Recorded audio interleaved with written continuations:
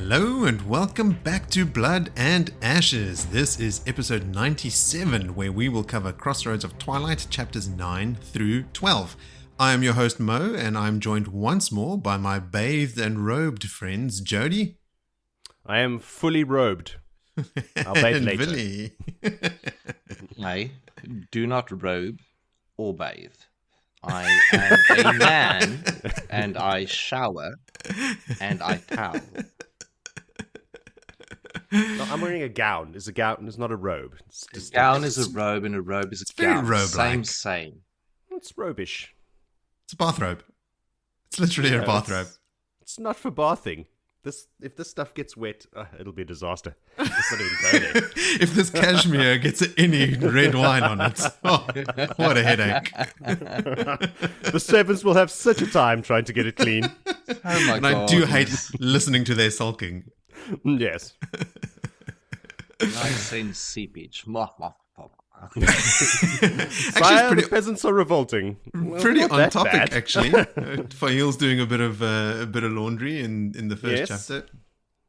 Yes, there's a lot of laundry talk. Yes, I forgot that Faile is in this block. I thought we were launching straight into what is going to become a theme for Elayne. us for an episode or two, which is the Andorran politics, the much maligned Andorran politics.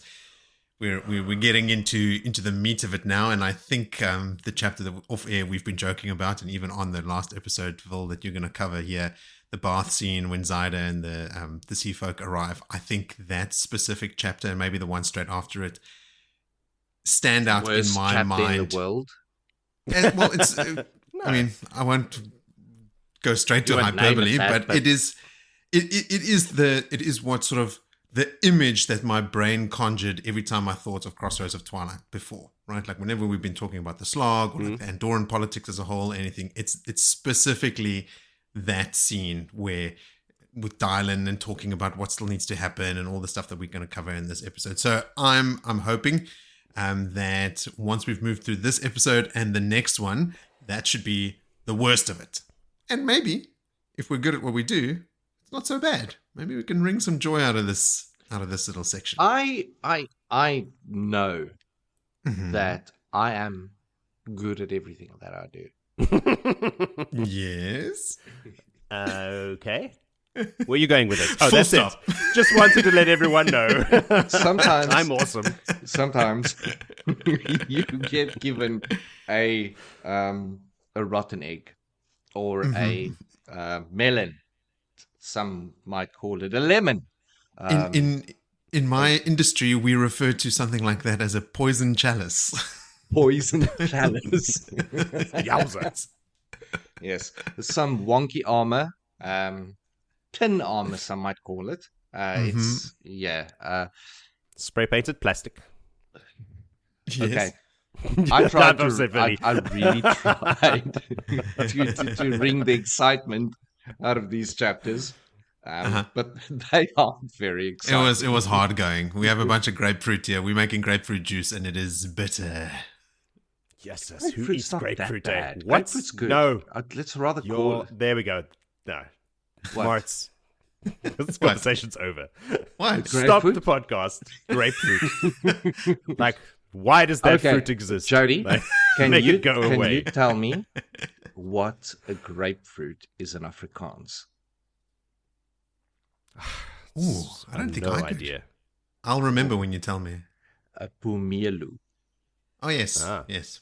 Pomelo is the It's- European word for it. It is the weirdest names for fruit. It comes in Afrikaans. Pomelo, yeah. Pumelu and suurlemoen, lemoen. And See, that would make sense. It's pomelo. spanspak. Spunspec. I love that one. That's the best one. Do you know, actually, let's break away from God. these terrible topics and speak Okay. about fruit, because maybe that brings a little bit more joy into my life today. Yes. But there's let's a have story, and tangents. I cannot say the authenticity of this to the naming of Spanspak. So Spanspak, direct translation, means Spanish pork Bacon. or Spanish bacon. Yes. There was some Spanish. We're talking about a melon. Yeah, melon. For those people A who melon. don't understand yes, Afrikaans. people who don't understand. A melon. A variety of melon in South Yeah, Africa. a rock melon. Rock melon, it's yeah. called in most Is it a countries. rock melon? Okay. Yeah.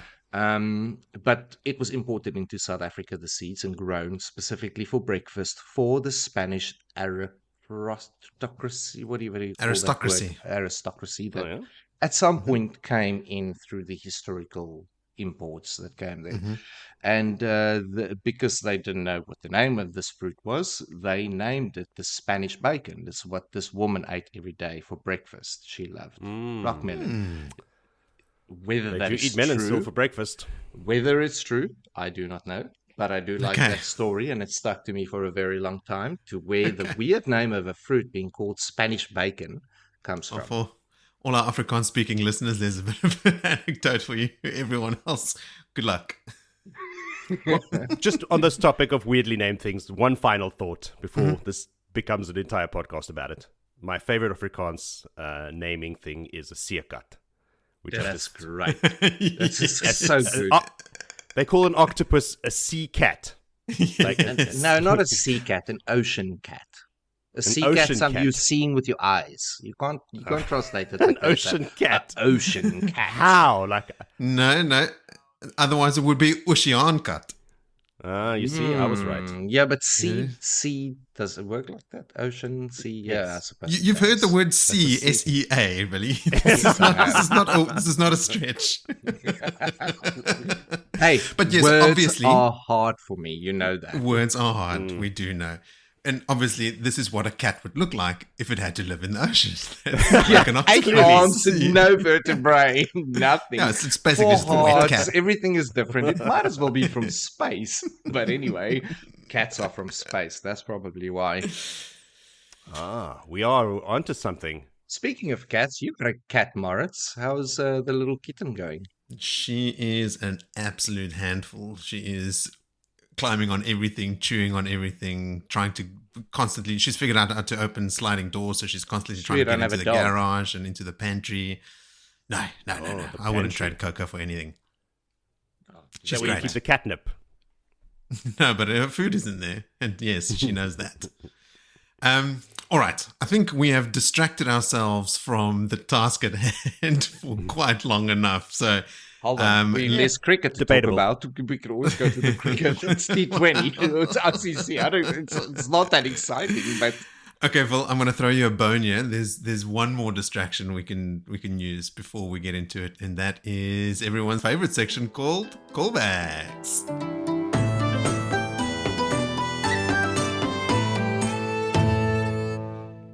Okay, we were talking about bull and bear markets, and I quite glibly said, "Oh yeah, bull markets when the market is trending up, and a bear market's when it's trending down, because a bull attacks and lifts with its horns, and a bear slaps it down." It stuck with me. I made it. It's gold. It's canon. That's how I remember it. Yes. So I went and I looked on online, and on Investopedia they define it as: a bull market is a market that is on the rise and where the conditions of the economy are generally favorable. A bear market exists in an economy that is receding and where most stocks are declining in value. Because investors' attitudes greatly influence the financial markets, these terms also denote how investors feel about the market and the ensuing economic trends. So a bear market is not just like the actual trend of the stocks, but the general feeling of those investing in them. Like if people are positive and investing, then the market goes up, and it's also a bull market. Yes, but why bear? But why and bull? they named bear and bull? You haven't explained that. You just told us what a bear and a bull market is. Like, Well, I we just know confirmed that. what it is. I don't know why it's we watched the news. That's what I want to know. We want to know Shit. the I know what it origin. Like, means. you made a bold statement of bears smashing things down. I This remembered is, this. I like It's like a bait and switch. This is I feel bulls knocking stuff up. I think I've set the bar too high. You guys are very demanding of the callbacks these days. You always have notes, but okay.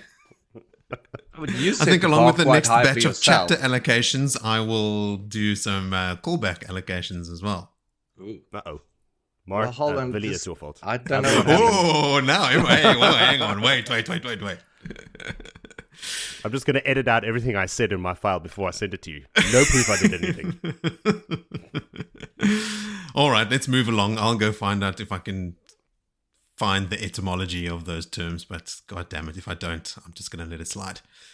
Yeah, I mean, I'm happy with your your assumption from the beginning. It sounds. I just wanted to plausible. make sure that we had it right, that bull is up and bear is down, no. but I don't care if our 100th episode is all about the bull and bear market, as long as I know where the origin of these names comes from. Now, episode it's the only 100, thing that just matters. revisiting callbacks.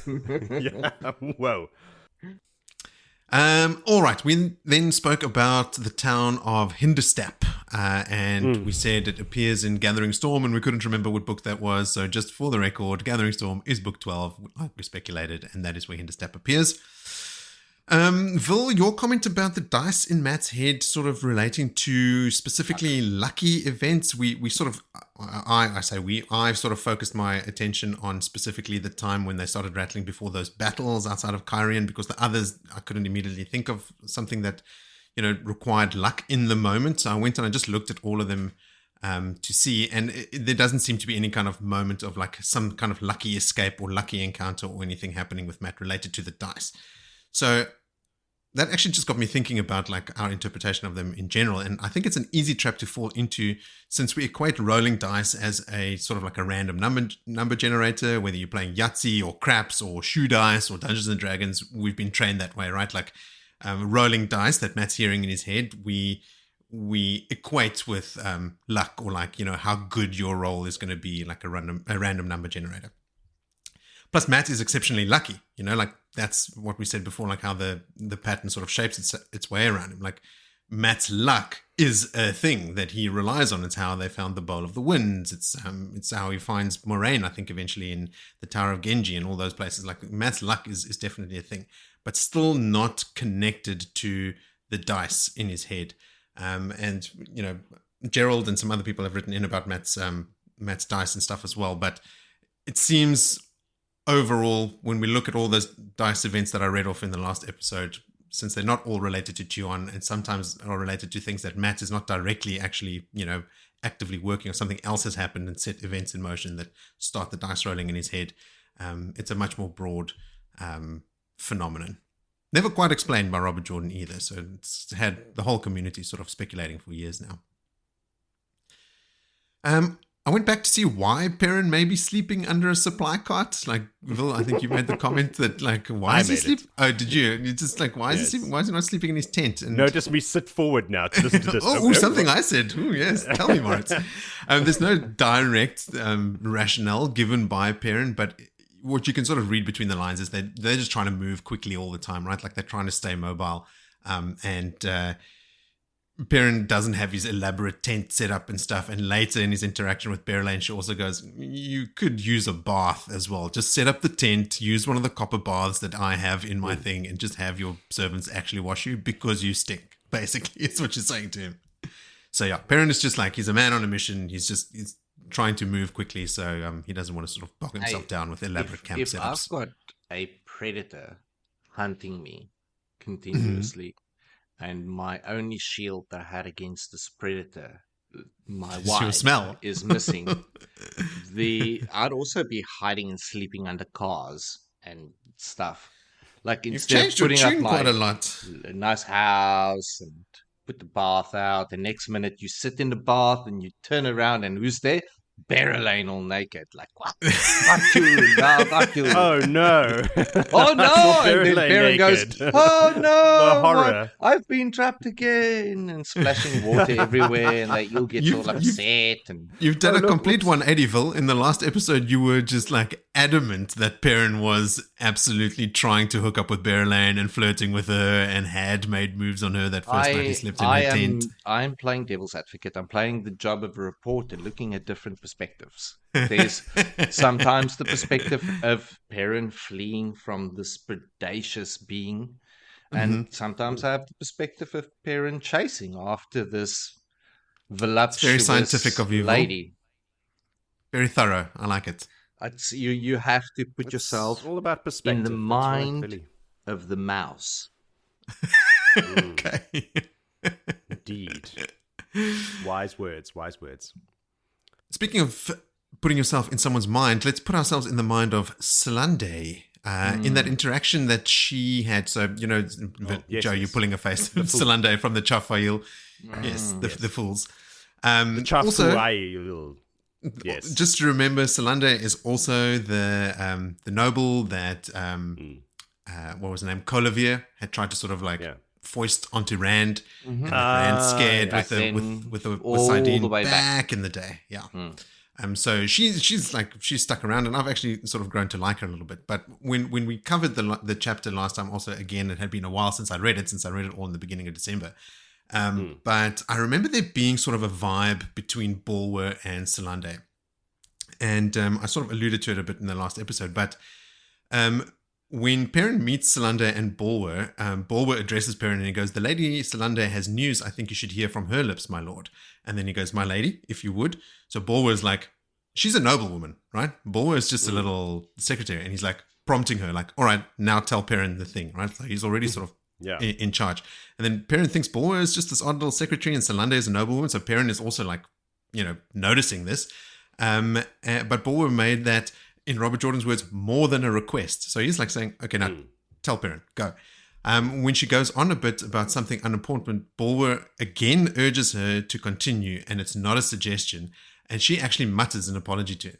So in this conversation, after she's left, Bulwer is saying, "Yeah, we could use these people." I think Bulwer is already fully in there and already sort of coaching them and pulling strings and showing them how to do the information gathering, how to sift out what is important, what isn't. We don't care about the smoked fish and ham that Massimo is collating from somewhere or collecting from somewhere. The real important stuff is the Aes Sedai sneaking around his camp and that sort of thing. The last thing that Solander reports is about Missouri and Anura obviously meeting Massima, but what Javier sees is the Aes Sedai slipping into Massima's camp and leaving the same way. So Jody, this is the point I made last time. Like, are they sneaking into his tent or into his camp? And it's just the camp.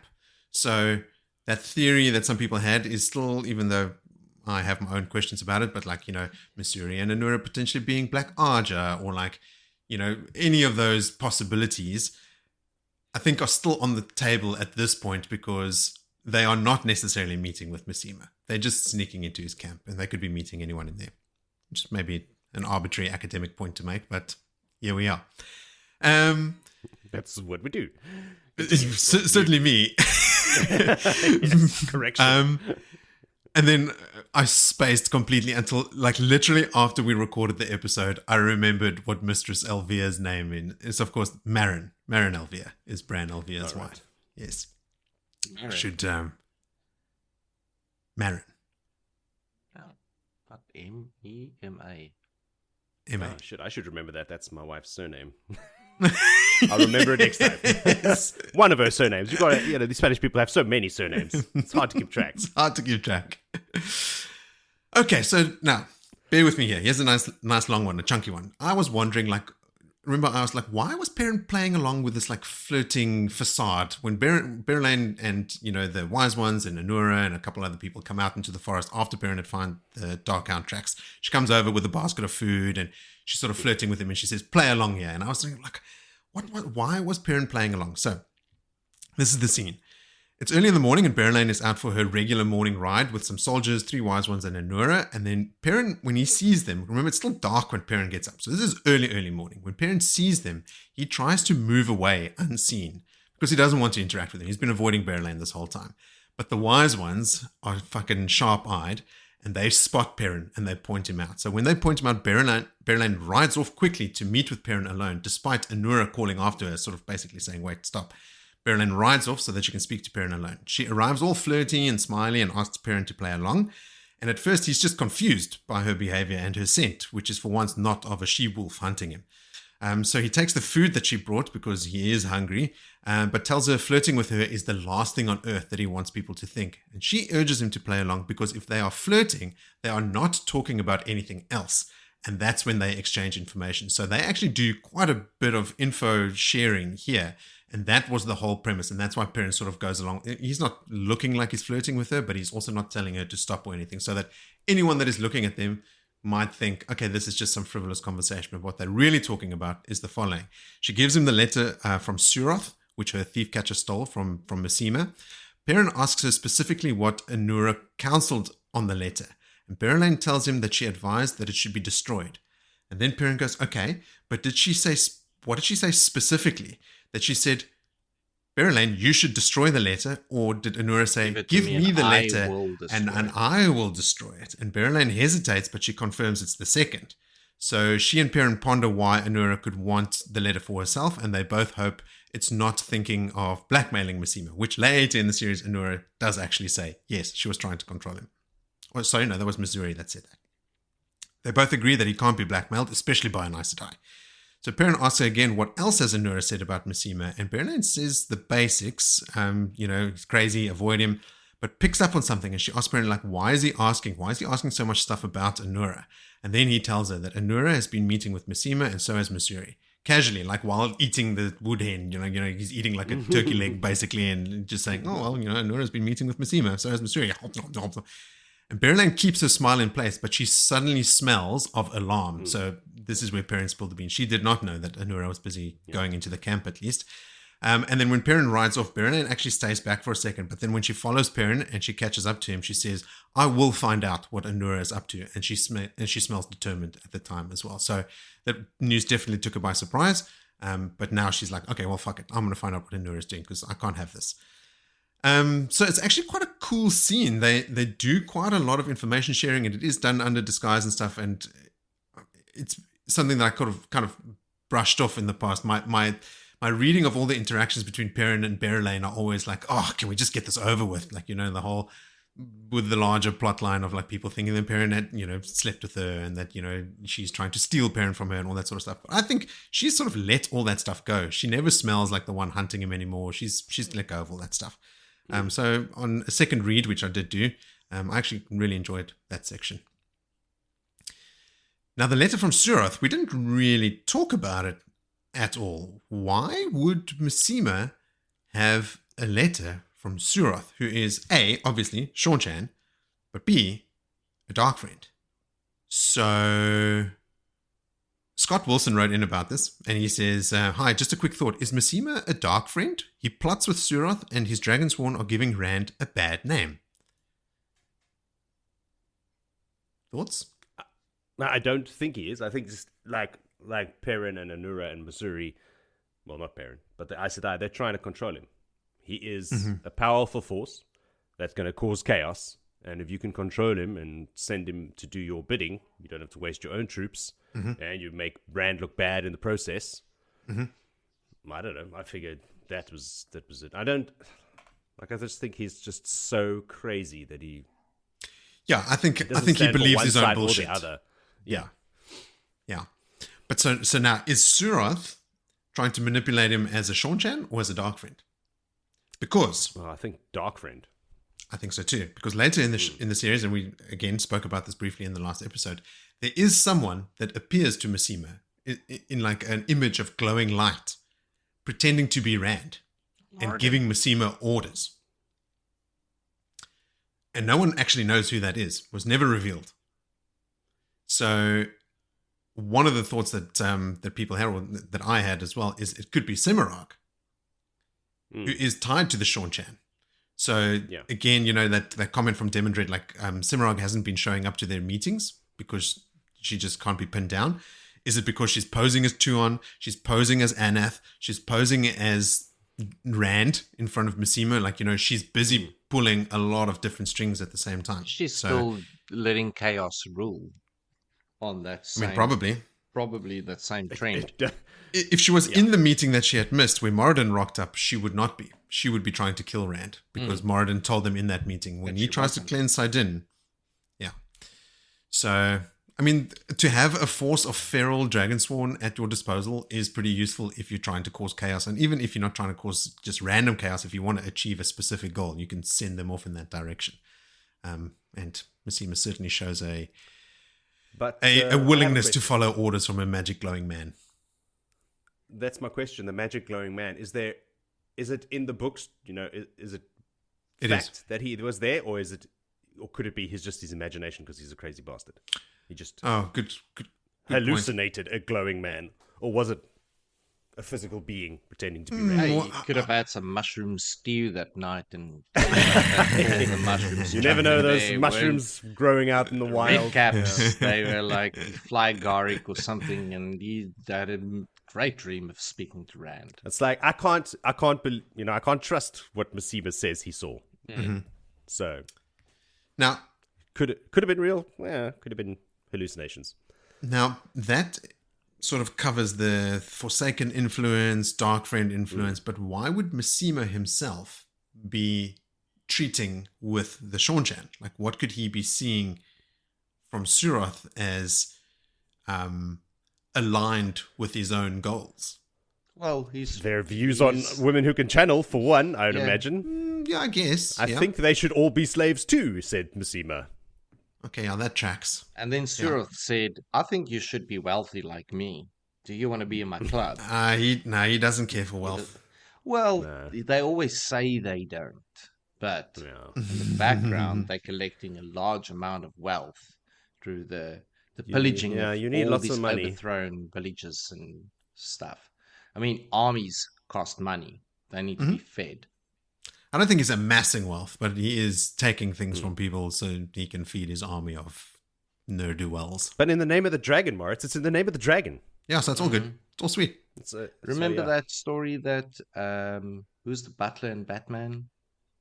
Alfred told Bruce about the thief that stole all the jewels in the forest. Oh, yeah. Yeah, and eventually they had to burn the forest down to get the thief, but he never had the jewels. He just let them all lie in the forest. So that's a Massima. Some men just want to watch the world burn. Yeah. Okay. It is true. The Joker, Massima. Yeah, I can see the parallels. Yeah. Very, and I'm Alfred, obviously, in this. No, I'm Batman. In this story, clearly, I'm Batman. I'm Seacup Man. Dr. Seacut. Okay, so let's bring it back then to Anura. We were wondering, why was Anura sent to Elayne? Like, go be a counselor for this young woman. Villy, you were wondering, like, was the tower just sort of trying to get rid of her? And I don't think so necessarily, but here's a couple things from Anura's history. So she's from Terabon. She's 162 years old. She went to the White Tower in 854 New Era. She spent 12 years as a novice and 10 years as accepted before being raised to the Shawl. That is a full 12 and 10 years longer than the other girls. Nynaeve was never even a novice, well, not really. After the Aiel War, she was part of the Grey Arger effort to keep the Grand Coalition going. Unfortunately, it failed. She then served as advisor to Elayne, though she is kept secret so that neighboring Tia would not find out, as Tia had very hostile attitude towards channelers. When Elayne went to see Rand in Kyrian, Anura stayed behind, as they were unsure how he would react to a strange Aes Sedai. In fact, Anura advised Elayne not to go, and Anura and Elayne had become quite fond of one another. Anura did not support either Elida's White Tower or the Saladar rebels. She was displeased that the division was widely known outside the Aes Sedai and believed both sides handled it badly as they failed to keep it secret for the good of the tower. Anura was very weak in the One Power with a strength level of 33 and in brackets 21, if that means anything to anyone. The companion says she is very self-effacing, fading into the background, which would match being very low in their hierarchy, right? Like Anura is weak in the power. It's why she was a novice and accepted for so long. Marana Ambry also believes that Anura should have been having a harder time with Cadsuane by far, indicating that Anura would be far below her own strength, so below Marana's strength. And Anura could appear distracted by things that didn't seem important, but she never was, not really. Towards non-Aes Sedai, she displays the typical Aes Sedai confidence and unflappability, manipulating Colavia Saigon into thinking that she was going along with her plan and met secretly with Massima, allegedly. So Anura does seem to be a competent Aes Sedai of the Grey Arger as well. So, like they're the negotiators, right? So it makes sense for her to be sent to Elayne. I don't think it was specifically because she was low in standing or anything like that. I mean, certainly there would be many Aes Sedai. There's only so many, rulers of cities and city-states around the world. They wouldn't send a weak one to go influence all of Mayene, not specifically. I don't think that was the rationale for all 3 square miles of it. Yeah. Okay, let's shift then to Elayne. I was surprised when I reread that other chapter that it's Elayne herself that makes the joke about Heartsbane at Aram's expense. Remember they said, oh, Aram's told us stories about Heartsbane and the Wild Hunt, and everyone laughs until Perrin shows them that slab of stone. That slab, Willie, he did not carry. It was a slab-like crest of grey stone 2 paces wide that jutted up to his right. The snow all around was smooth and unmarked, but dog tracks covered the span of stone as though a pack had scrambled over it as they ran. So it's like So 2 paces like a wide. stone sphere thingy. Or That stone Lion King spire stone. thingy. Didn't we mention that? Like Lion Yeah. King. Yeah. So It's that like when 2 they're all meters in dark and jutting to out. jump off the edge of it Yeah. to their death. Like, Yeah. do they fly? No. They fly. They grow wings Or like did they bats. have a monkey that held them up in the sky and then threw them off the cliff? Monkey with bat wings. That An makes more sense. African yes. swallow. Ooh. We were wondering about the numbers of the Shido, and Faile gives us an exact count, or more exact count in these chapters. 17,000 Shido Aiel with more than 70,000 Gaishain as well. So over 140,000 people in that camp around Malden. And we were wondering, who's Marlene that Willie was talking about, and Tuanda, because these are not names that we've heard very much, but Marlene is one of the 6 wise ones traveling with Perrin, but it's spelled Marline, so it's like Marline. Just a weird RJ spelling. Or- and Tuanda. If you Or- were me, you just read Marlene because there's an I in E. Marlene. Yeah, pristine. Marlene to me. Would you? I don't know. Ravine. When it comes to the spelling of the English language, I have only started spelling certain words correctly at 44 years of age. So I mean, I still spell words incorrectly, Willie. This is not your cross alone to bear. yeah, I know. Yeah. Oh, I taught English for 14 years. Worst speller. Blame spell Still. check. Yeah. And Um, isn't that She's a Napoleon maiden. Dynamite's brother's girlfriend that he meets on Liar? Okay, call back. But yes, if it's not that, it's very similar to that. If it's not exactly that. I'm 100% sure it's Tuanda, man. Okay. Googling now. Great. In the Wheel of Time, Tuanda is a maiden scout who's accompanying Sulin. So, like when Elias comes back from scouting, right, and he meets up with everyone after they've discussed all the Darkhound tracks and everything, and Arganda spots Elias and another maiden, rushes over to them, and then Grady and Nield make a gateway and they go to that ridge. And when they arrive there, Sulin and Tuanda arrive and Elias names them before they've taken their veils down. And they're like, oh, you see well, Elias Makira. They're surprised that he can recognize them. But yeah, she's out there scouting with Sulin. Good old Sulin. I miss her. And then, Vil, you no. mentioned... What is Sorry to interrupt. It's Lafanda. it? Very close. Very close, though. Yes, yes. Callback avoided. Thank you, future callback. Jody. Vil, you mentioned that when they were at that ridge and they crested the ridge to look down on the Shido camp, you said the sun was ahead of them, which was not good. And that made me go read that section again. I was like, okay, what? Is it the silhouette that they didn't want seen like above the ridge? But I forget that all this is playing out in the snow. Like when I'm reading about the Shido Aiel and like, you know, the camp around Malden and stuff, I'm never picturing like a lot of snow around. So like when these guys, when they go to that hill, they crawl up to the top of it, they're crawling through snow and they get to the top of the ridge and they're peering past the side of a tree. So there are trees right next to them. So it's not their silhouette that is going to be visible on the ring. reflection from the armor that would be visible against the. It's like when you're sniping, you don't remember the professional. They tell you don't open the front of the telescope thingy because you're going to see the reflection. Same. And that's precisely what Perrin does here. He shades the front of his telescope, his looking glass, because he doesn't want them to see the reflection down at the bottom. So I think that was the rationale for them taking off the armor as well. But Perrin is the one that thinks like, oh, the sun is ahead of us. I better cover up this thing with his Now hand. Perrin thinks that he is slipping because it was Elias Matura Yeah. that told all the men to take their armor off, and that's why they were slow getting through the gateway. Because Elias said, no, not with all that shiny pieces of shit on you. You're going to give our position away. Take it off. Instantaneously. And then they were all sucking Yeah. long and hard because now they're trudging through the stone in their underwear. I don't know what you wear under your armor. I suppose you call it underwear. tunic. and stuff. I can assure you it's not onto your bare skin. No, pretty they, sure. they'd have some rags or something underneath there. Yeah. Definitely not the evening bests. No. A Jumara, also known as a worm, is a type of shadow spawn that was created by Agenor sometime before or during the War of Power and found in the Blight. They can live for thousands of years and get stronger if the one power is used against them. The only source depicting any encounter with the Jumara, juvenile or mature, is the River of Souls chapter that was cut from A Memory of Light. Otherwise known as Shai Hulud. Or the Maker. Yes. Yes.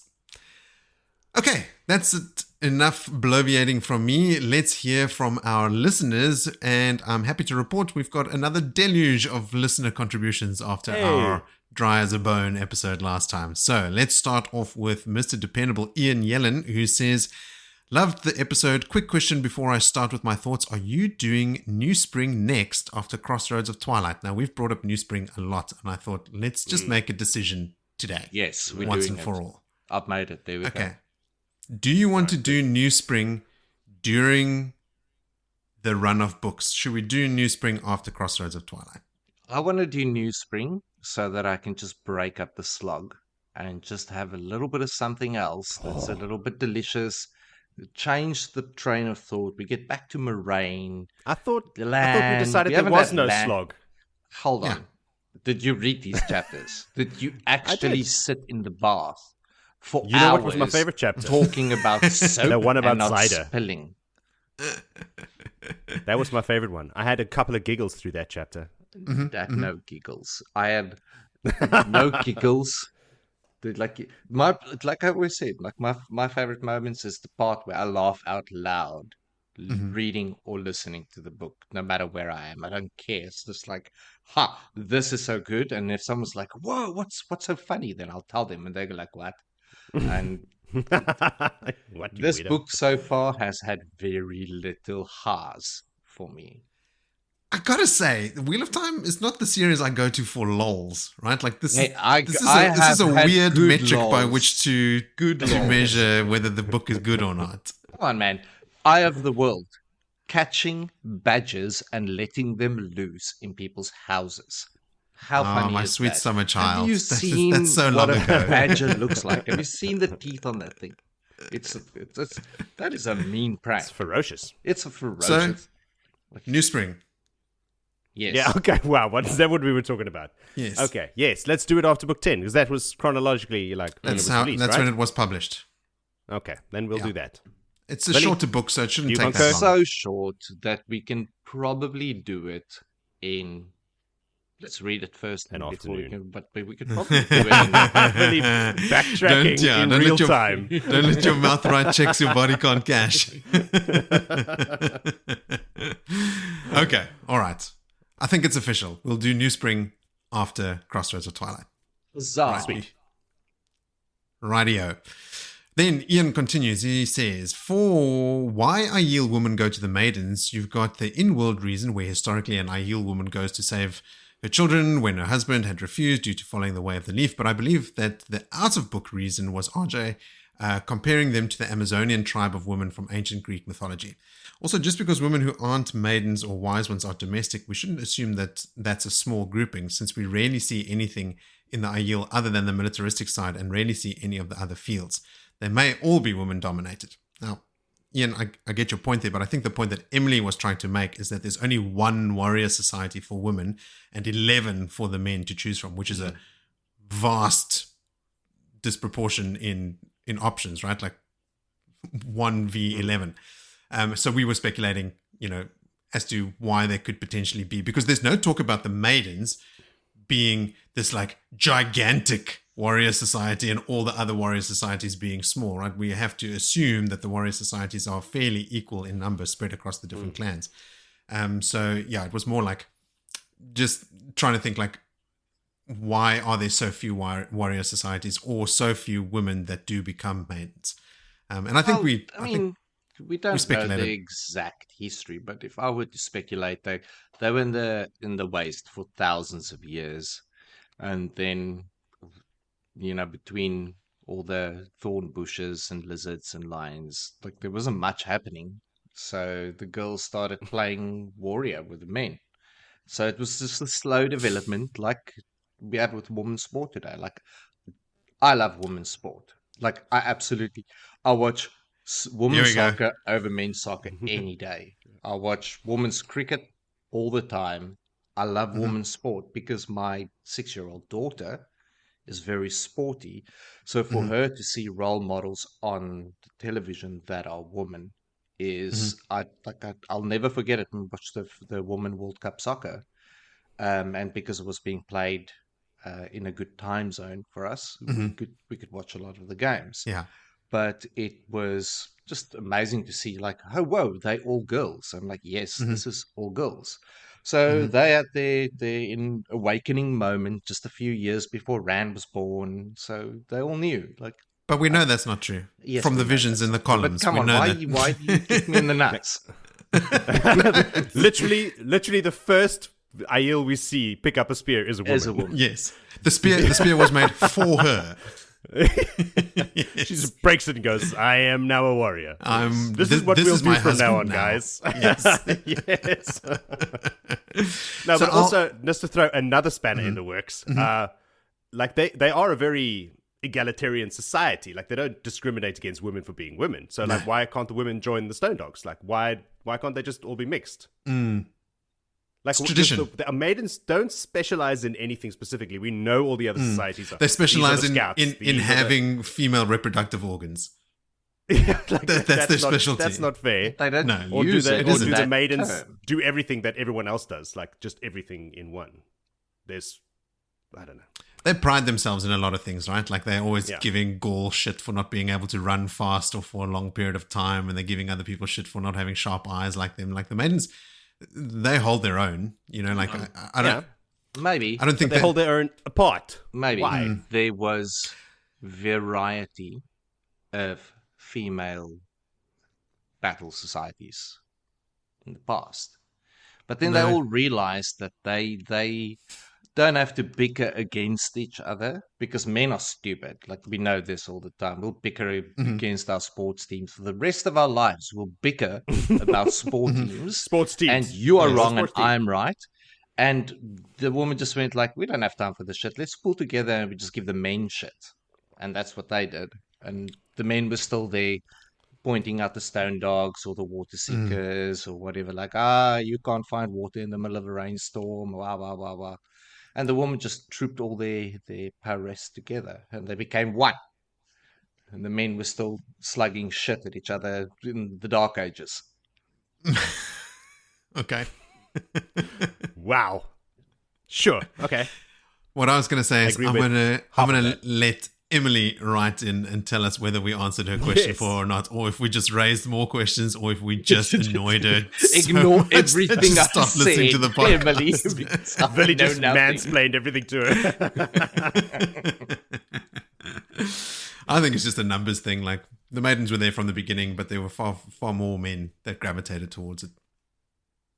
The maidens have Yeah, I their think own that's what we agreed traditions on. and stuff as well. Like I think I don't think they feel slighted by it. I think they are quite proud of the fact that they are the yeah. maidens, and that is. And then like let's face it, when Rand comes around, they get elevated to like, okay, they are the warrior society that carries his honor, right? Like that's Yeah. for the Kara Khan. That's the highest honor. And then he fucks that up repeatedly. Thanks, Rand. Well, we've established that men are dumb. Yes. Then Gerald went on a tear here. He sent in multiple emails. So let me get stuck into them. He goes, "Hey team, hope all is well. I've decided to send short emails now because I run out of time to do fully thought out long ones. It's been a glorious summer here in New Zealand, so not much time spent reading or listening or sending emails, but the complete lack of any listener feedback this episode has motivated me to get my thoughts out there." So, topic number 1 is about Aes Sedai and Ashaman and the different ways that Robert Jordan portrays them. The Aes Sedai are always conniving or scheming or being super haughty, while he writes that Ashaman is cool and laid back and comfortable. Is it because the Ashaman have just started their journey to global power, and once they get organized in the Black Tower and start getting more political internally and or externally, with that change, the Aes Sedai have had centuries of political machinations. They've soured over the years. Yeah, The Aes Sedai? Yeah, I think as well that the Ashaman just are trained from the second they get there that, look, you're going to go mad and die. Like, there's no hope for you. Might as well just live it up and, there's no need to stress about anything. We know where this is ending. Yeah. Whereas the Aes Sedai actually traditionally have much longer lives than everyone else, right? Yeah. So, like, the Ashaman, by their very nature, are expected to just burn out and die young. So they've got a lot less to lose. I was interested that, like, I don't always read them as cool and laid back. Like, they are certainly confident in their abilities, but I wouldn't describe them as cool. Like, they're often quite tense and like highly strung. That in the prologue, when Carlton and Loyal return, like, like Carlton like gets up from the table and is like he is going at the Aes Sedai, and that's kind of like, think of Logain, and then the guys that have been sort of coached by Tahim, that I can maybe see. But then now we're stepping into haughty again, like the same things that we're leveling at the Aes Sedai. Like, they think they're better than everyone, and they think they know better than you, and they're telling you how it's going to be. I think it's maybe referring to Grady, who is so chill. Always got his waking up, coming out. Like, what happened? Dark Hounds? What? All half asleep. We've been seeing a lot of him lately, and he definitely is chilled and laid back. He's tired. He's Want a not gateway? chilled and laid back. They've been making gateways day in and day out, maxing out their powers. So I think Grady is just portrayed in this stint as exhausted. 22 days of using all your energy to get people in and out of holes could do that to you, I guess. I mean, a couple of false dragons as well, right? Like, I mean, Logain was not an Ashaman, but he was a man that could channel, and he's like, oh, I can channel. Fuck it, I'm going to take over. Right? Like, I'm not cool and laid back. I'm very, very uncool. I'm taking over here. Yeah. The second topic that Gerald wrote in about is what makes a city. In the olden times, like Old England, a place had to have a cathedral to be called a city, from Wikipedia, which is not the greatest academic source, but historically the qualifying factor was the presence of a cathedral, resulting in some very small cities such as Wells with a population of 12,000 as of 2018 and St. David's with a population of 1,841 in 2011. I'm sorry, that is not a city. Well, technically, you don't they've even got a need cathedral. a cathedral for 1,000 people in, because half of them are heathens, so they won't go to the cathedral. 1,800 people, you could fit them in a cathedral. The whole city. Also from Wikipedia, they have this as a definition of a city. A city can be defined as a permanent and densely populated place with administratively defined boundaries whose members work primarily on non-agricultural tasks. In New Zealand, when a town hits 50,000 people, it can be called a city, or is called a city. It all seems a bit ambiguous due to the different urban areas combining together, but there seems to be about 20 cities in New Zealand. Fun facts you didn't want to know. It's not that I didn't want to know, it's just that I would never have even considered asking. I didn't know that I wanted to know. 20 cities in New Zealand. I have many great jokes to throw back at New Zealand cities, and there would be rugby in that as well, but I don't want to. How many New Zealand cities can you name? Auckland, Wellington, South Island, North Island, and Otago. Yeah, those are... Yeah. Christchurch, Wellington, Invercargill. Where's the one with a cool cricket ground? The one with a cool cricket ground. The Wanderers. Yeah, you went skiing with Jethro. That's in Christchurch. We went to Queenstown. Isn't Queenstown a separate town? It's a separate town, yeah. It's a very small town. It doesn't have a cathedral. Nelson might be a city. Have you not seen their cricket ground? It's beautiful. It's amazing. I can imagine it's surrounded by... cricket ground is not part of the criteria to constitute a city, Jody. Did you not listen to should be. In my whole long spiel that we just had? It is a beautiful place. Yes. Speaking of, New Zealand is playing cricket right now against India and kicking their asses. In Queenstown? Continue. Where are they playing? No, in Pakistan, someplace. Probably Lahore. Gerald goes on to say, you are right, Moritz. It was Galene who Perrin attributed the prepare for the worst quote to. Pedantry is here. He also says, I really hope someone comes up with an idea of how the 100,000 Shido got across the river. I got nothing except a bridge. I mean, I went back and I read that section. There was a ferry. There's the remnants of the ferry that is left over. So the Shido obviously destroyed it. But it was a small ferry and 100,000 Shido. I have the answer. Oh, great. Here we go. Okay. Moses. Brace yourselves. Moses. Okay. Exactly. Although, I mean, 400 wise ones could probably channel the bridge of air, push the water aside. Stop water, move it aside. Everyone 100%. There we go. And thus, a book how did we not born. think of this before? I don't know. I just thought of it right now. 400 wise ones with no qualms about using the power for anything. Yeah. That's how they got across. Magic. Willie, you'll enjoy this part. Gerald writes in, badgers live in sets, which are like dens, which means they do dig holes. Yes. I made a note about this due to something said in the last episode. I don't think they swim in snow, though. I lived in the UK for 12 years, never saw a badger. No, I don't think anything swims in snow, Gerald. Not really. Badgers are badass. They are... I always thought of them as being this retarded cartoon animal that is with the bunny and the hedgehog. You know? No? Oh, what is it? Peter Rabbit, and there's always a badger there. And isn't there a badger in Winnie the Pooh or something? There's badgers everywhere. There's badgers it's not an uncommon animal. All around. Yes. But they're always nice, and they have glasses, and they speak with educated voices, and they have opinions. No, that's not a fucking badger. Badger is like a badgers can't speak or wear glasses. It's got rabies. It's like diseased. It wants to kill everything, bite cows. Like farmers in the UK hate badgers because they bite their cattle and bring them disease, and I don't know what all the shit. Badgers are fucking hardcore, like a rattle. If this episode runs long, I know which section to edit out first. Badgers section. This is all gold. Gerald was also concerned about what a woodhen was, and so he looked one up. There was a reference to a native flightless New Zealand bird called a weka. Also, the Lord Howe Island woodhen, which looks just like a weka. Not much else. What does a weka look like? Is it just a chicken? No. If it's coming from New Zealand, it looks nothing like you can expect it, because we are talking about the country of the kiwi. We are Four talking hearts, about 8 legs. the country of the pretty unassuming, but it doesn't look. It doesn't look like a fowl, like a guinea fowl, or like a flightless, like running on the ground, like a guinea fowl. No, I think if you want to think of a woodhen, probably the best thing to think of is something like a pheasant, like Danny, the champion of the world. Like you want to get some woodhens, throw them some raisins with sleeping pills, and then you got like a handful. All right. Well, have you read that book recently? Because that's very specific. It is actually.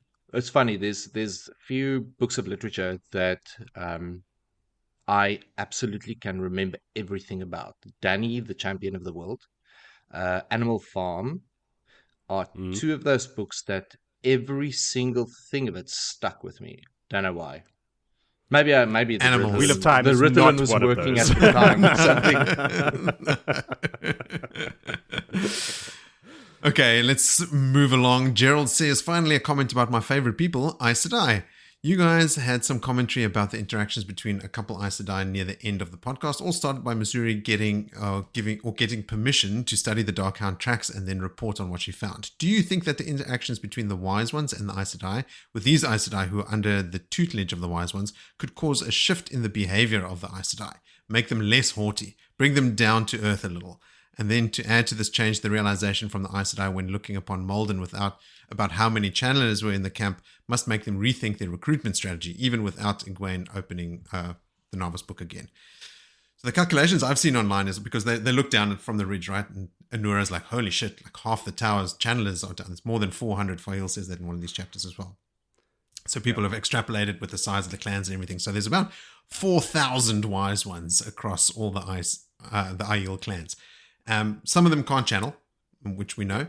But there's still like at least 3 times as many channelers in just the Aiel faction than what there are in the White Tower. And that's not counting like, you know, all the Wilders, the Windfinders, then, you know, like all the channelers in the world. So the Aes Sedai are certainly getting a bit of a reality check about like who can channel and what their place in the world is.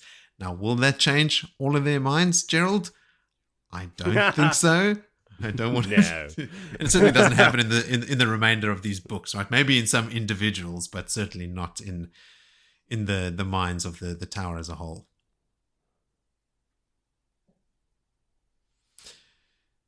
Then Gerald also says the fact that the Aes Sedai have been political in all their decisions and doings, whereas the wise ones find any woman who can channel and nurtures them, shows what they have been missing. I suppose the Black Archer may have assisted in keeping the numbers of Aes Sedai low, but it's a poor excuse in my mind. There's a couple of reasons why I think the Aes Sedai numbers would be low. A, the Black Archer we know was actively working against recruiting. There's stupid customs about not allowing women into the novice book beyond a certain age, obviously also completely hamstring them. The Aes Sedai also don't tend to marry and have children. So they're not doing that genetic trait many favors where we know that the wise ones do, right? Like, or the wise ones, the maidens, the Aiel, they can. I don't think we've ever established that. I mean, we've brought it up before that the killing of men who can channel must surely like cut out of the genetic pool of channelers. But then how does that apply to the Is it genetic? We don't know. Well, we're the Aiel men who can channel are also sent away, right? So if you're comparing Aiel with the Wetlanders, the killing of the men that can channel doesn't explain the low numbers of Aes Sedai. If the Aes Sedai numbers are higher in the Aiel, where men who can channel are also born but sent away. So No. But my comment is more around the like assuming that channeling is genetic. Like I don't think that we've come across anything saying that because your mom was a channeler, it means you are going to be a channeler, or there's a high likelihood of it. I don't think we've read anything specifically like that, but I think there is. I think we've read that there is a higher likelihood. I'm leaning towards that as well. I'll put this out there to say, like, let's look for anything that can point it, because I mean, Egwene's mom doesn't channel. And yes, there's a high percentage of young girls that came out of the Two Rivers, but apart from Nynaeve, why is there no older woman that can channel in the Two Rivers that you know about? Like, did they just walk away and go to the tower back in the day, or maybe there are? Maybe you don't know about them because they are wilders. Maybe they don't know themselves. Maybe they went to the tower. Yeah, there's a lot of maybes there, but that's what I mean. You know, like, I can't look at the Two Rivers and go, because I don't know any older channelers from the Two Rivers. I've not seen them explain. But if to me the woman that they don't left and exist. went to the tower, then where did the girls come from that can channel, that live there? The pattern required them to exist, and therefore they exist. They have high levels of midichlorians. That's why. Oh, God. Gerald just finishes off saying, hope you're having a good week. Keep up the good work, fellas. We all appreciate the time and effort you put into the podcast. Even Jody, says Gerald. Thanks, man. I put in most of the effort. I think last time you hadn't read all the chapters. I read my last chapter about an hour ago. Excellent. So I'm up to speed today. Great. I tell you, man. The things I have to give up for this podcast. Our old friend Rowan also sent in 2 messages. So number 1 goes like this. Hi guys, I've just been meaning to write to you for a while, actually since before your long break, but only getting to it now. So some of my recollection is definitely fuzzy because I did read ahead.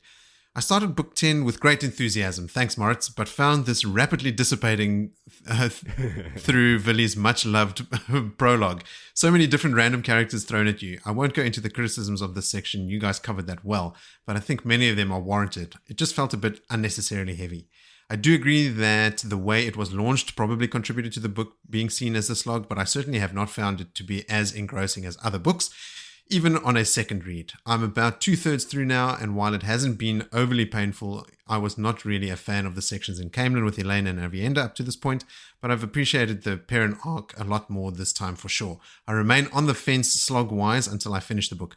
I think I'm probably not as upbeat as Mo, and not as downtrodden as Jody or Willie. As you guys catch up with my chapter haul on the pod, I will maybe have a few more recent thoughts about passages that have not already faded from the mind. I must say, though, I am excited for book 11 onwards. Yeah. Hang in there, Ronald. Rowan. Sorry, my nickname for Rowan is Ronald. Ronald? All right. It has been for years. Okay. It gets better. There's certainly some payoff towards the end, which is good. Okay, number 2 from Rowan. I have an unrelated message too, which starts a bit all over the place, but everything will come together. Bear with me as I have some recommendations for you and the listeners. So pay attention, nerds.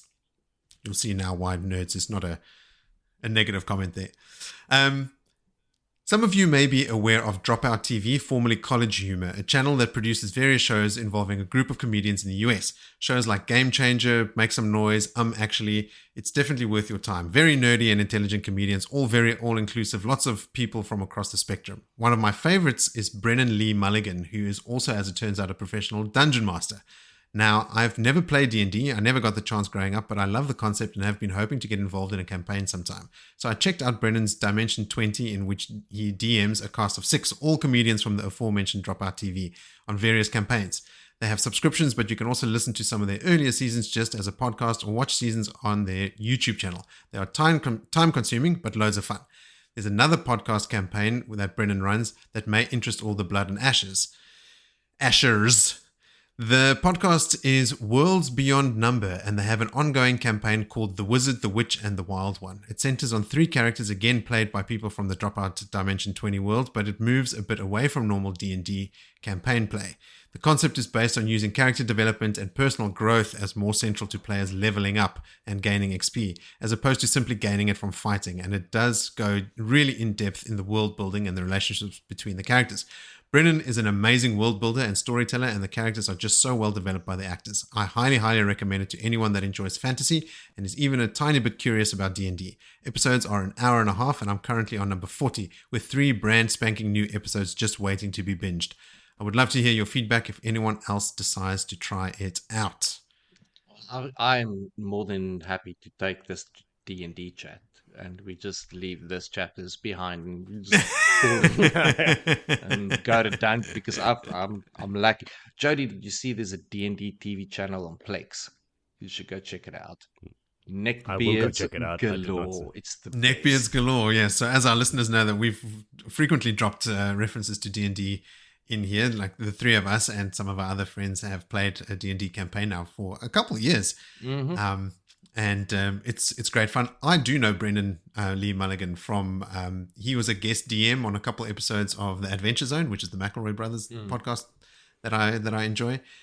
And he is fucking sharp. He is an excellent storyteller, makes up shit on the fly that feels like he had to have prepared this beforehand, but it's stuff that he never could have, because he's reacting to just like throwaway lines, because the McElroy brothers and their dad, like they do it for fun. They made up a game called the Dadlands, where they play in this post-apocalyptic world just governed by different dads, sports dad, barbecue dad, like that's what their classes are and stuff. And Brendan has DM'd that, and he is fucking good at it. So yeah, I've not seen any of the Dimension 20 or the other show, the Wizard, the Witch, and the Wild One, but I can vouch for Brennan's prowess as a GM.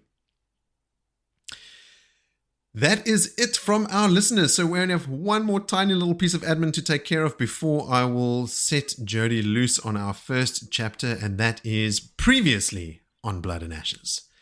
Perrin and his entourage have been tracking the Shido and Faile for 22 days. The Faile have determined Masema is likely sending messages to the White Cloaks, and that it looks like Masuri and Anura are both slipping into Masema's camp for some reason. The camp is somewhat soured on Perrin after the night he sat out in the snow until he passed out and was taken into Elayne's tent, and now everyone thinks that he spent the night with her. So Perrin decides to ride out into the woods and wait for news from the scouts.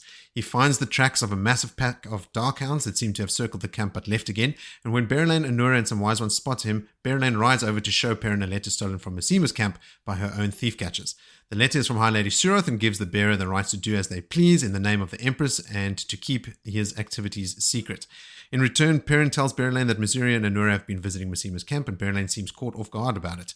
They move on, and when Perrin shows everyone the Darkhound tracks, Missouri, who has studied them, gives everyone a brief education on Darkhounds. They surmise that whatever the hounds were hunting was not in Perrin's camp and that they have moved on. Shortly after Massima arrives, being his usual asshole self, he proclaims that they have found a town nearby that he suspects will part with their grain cheaply. There's a bit of a standoff between Massima's men and Perrin's, but the line of Mayenne lancers squashes any potential strike from the Dragonsworn and Massima leaves. Elias and a maiden scout return to tell Perrin and Arganda they have found the Shido, but that there are about 10 septs gathered there. The numbers are a problem. The Shido force is huge. When talk turns to ransom, Elayne offers her jewels, but Perrin stops that line of thinking. The Shido need to pay for what they've done, not profit. With the help of an Ashaman gateway, Perrin, Elias, and the others go to where the Shido have been spotted. Sulin and another maiden meet them there, and they creep up to a crest of a ridge from where they can survey the Shido camp around the city of Malden. The numbers are vast, and Sulin says she suspects all the Shido wise ones are there, almost 500 of them. Despite these incredible odds, Perrin's hope is renewed. He just needs to figure out how to solve this puzzle. Suddenly, he sees a swirl of colors and an image of Rand and Nynaeve cleansing Sidene and Shadow Logoth. He notices the male and female channelers are staring in the same direction and feeling the amount of power Rand and Nynaeve are channeling. Anura tries to convince them they must go to investigate, but Perrin shuts that down and tells Sulin he needs captured Shido to question. And that brings us to our first chapter today, which is chapter 9, called Traps. Now that you have a trapped audience, Jody, how about a summary? Yeah, you guys can leave whenever you want, eh? Don't believe Moritz. I'm trapped. Traps, you say? Yeah, this was a hell of a chapter. I felt trapped. When I turned on the Kindle, it was like 59 minutes. Like, oh, God. Pretty long, No, right? man. But, 59 minutes of this fantastic series of books that I love. guess who it starts with? Faile. Yes, we're with Faile. Oh, forgot about her. That's another thing I read, that there is no slog, just people who don't like Faile. So I heard another reader say. That's a t-shirt. Possibly. Okay. So Faile is giving her spy report to a wise one called Somarin. She's been mentioned before. We've seen her. Mm-hmm. She was politely asked by the Shido Wise Ones to report to them what Savannah is up to. So she's kind of in a tight spot. You don't want to be caught spying on Savannah if you're part of Savannah's crew. So she is. But, there's not much to tell. She's just telling them, like, Savannah thinks that the rest of you guys are timid. She thinks you're a bunch of wusses. Like, that's all I got for you today. So she's on her way to do Savannah's laundry. Here we go. Lots of laundry in this chapter. So she's got a heavy basket of clothes. She's standing in the snow, and she's eyes, meekly cast down. She's waiting for a reply or a rebuke, probably, in what is now a very busy street filled with wetlander Gaishain. There's a ton of them. You picture it, city full of mud and melted snow and just Gaishain everywhere. But the silence stretches out. So she's just down there, head cast down, eyes down, waiting for something from Somarin. But when she dares to look up, she sees Somarin is staring off into the distance with her mouth agape. A quick look around reveals that all the other wise ones who can channel are also looking in the same direction, the direction in which Rand and Nynaeve are busy cleansing the source. So we're seeing from all other perspectives now that moment that we read about. I thought it was pretty sharp of Faile to notice that it was specifically the wise ones who could channel. Because she says, there's a couple of wise ones not doing it, but they're the ones that she knows can't channel. So she thinks, okay, so there's Aes Sedai, is there an attack coming? It's like, someone's channeling. There's a channeling event taking place. She just can't fathom the scope of it. But when Somarin does snap out of it, she orders Faile off to, just go carry on with her work before she gets a slap. And she's like, well, this must have really disturbed her, because out of all the wise ones, Somarin is the one that's never raises her voice. She never hits or anything like that. And she was about to give her a backhand and was shouting at her. So something is definitely up. Somarin is the tall, blonde, super attractive one that shows even more cleavage than Savannah and who is super, super strong in the one power. So, yeah. Not a violent person, apparently. So off she goes. She does leave with gusto. She's like, all right, you don't have to invite me twice to leave. She makes her way to the washing station. on the lookout for Chiad, who she has been looking for several days. They've been in the town of Meldon now for like 4 days. I think it's 3 nights and 4 days. She finds Chiad quite easily. Just been looking for her until this chapter. She needs a status update from her because apparently Bane and Chiad had helped 2 of her fools, Lucille and Arella, to escape on the first night that they got there. And now it's been 3 nights, so she wants some information, and it seems that no one has even noticed that they have escaped. No, they haven't been caught, they haven't been brought back, no one said anything. Sounds good so far. Apparently it was hard to convince those 2 to leave Faile, but she needed them to go out and find Perrin and sort shit out, So they are also now planning their own escape. Escape plan number 2. If those 2 can get out, so can we. They've been stealing and hiding clothes and weapons around the camp for various days now. They are not sitting on their heels. But Bane and Chiad are not coming along. They still follow Jiito, and even if the Shido have abandoned their principles, they are not going to do so. So they'll help with the planning because they believe that this taking of non-Aiel Gaishain is wrong and all of that. But that's as far as they go. They're going to work out there 1 year and 1 day, and then they will leave. So after that little chat, Faile continues on her way through the streets lined with burned buildings from the attack, and we get like 20 pages of descriptions of chairs outside and how the wood smells from being burnt and all of that stuff. That was the attack 4 days ago. When she is intercepted by a giant drunken Shido who tells her that she's a pretty one, and you go, uh-oh. She figures she's safe as though she's a Gaishain. Like this, the Aiel don't touch Gaishain, like no one's gonna mess with her. But just in case, she's like, also I am Gaishain to Savannah and I'm busy doing stuff for her, so I gotta go. And he's like, he's unconcerned, telling her that Savannah has like hundreds of Gaishain. She won't miss you for an hour or 2, and he just picks her up under his arm and carries her off into an alleyway.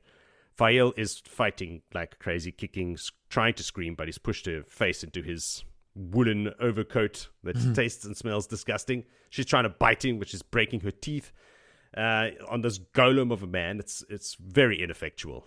She is saved by our old mate Roland, who has been sneakily following her around Meldon all this time. So he was there at the right time because he's a stalker. And he has blocked Nadric's path. This is the golem of the Aiel drunken dude. His name is Nadric.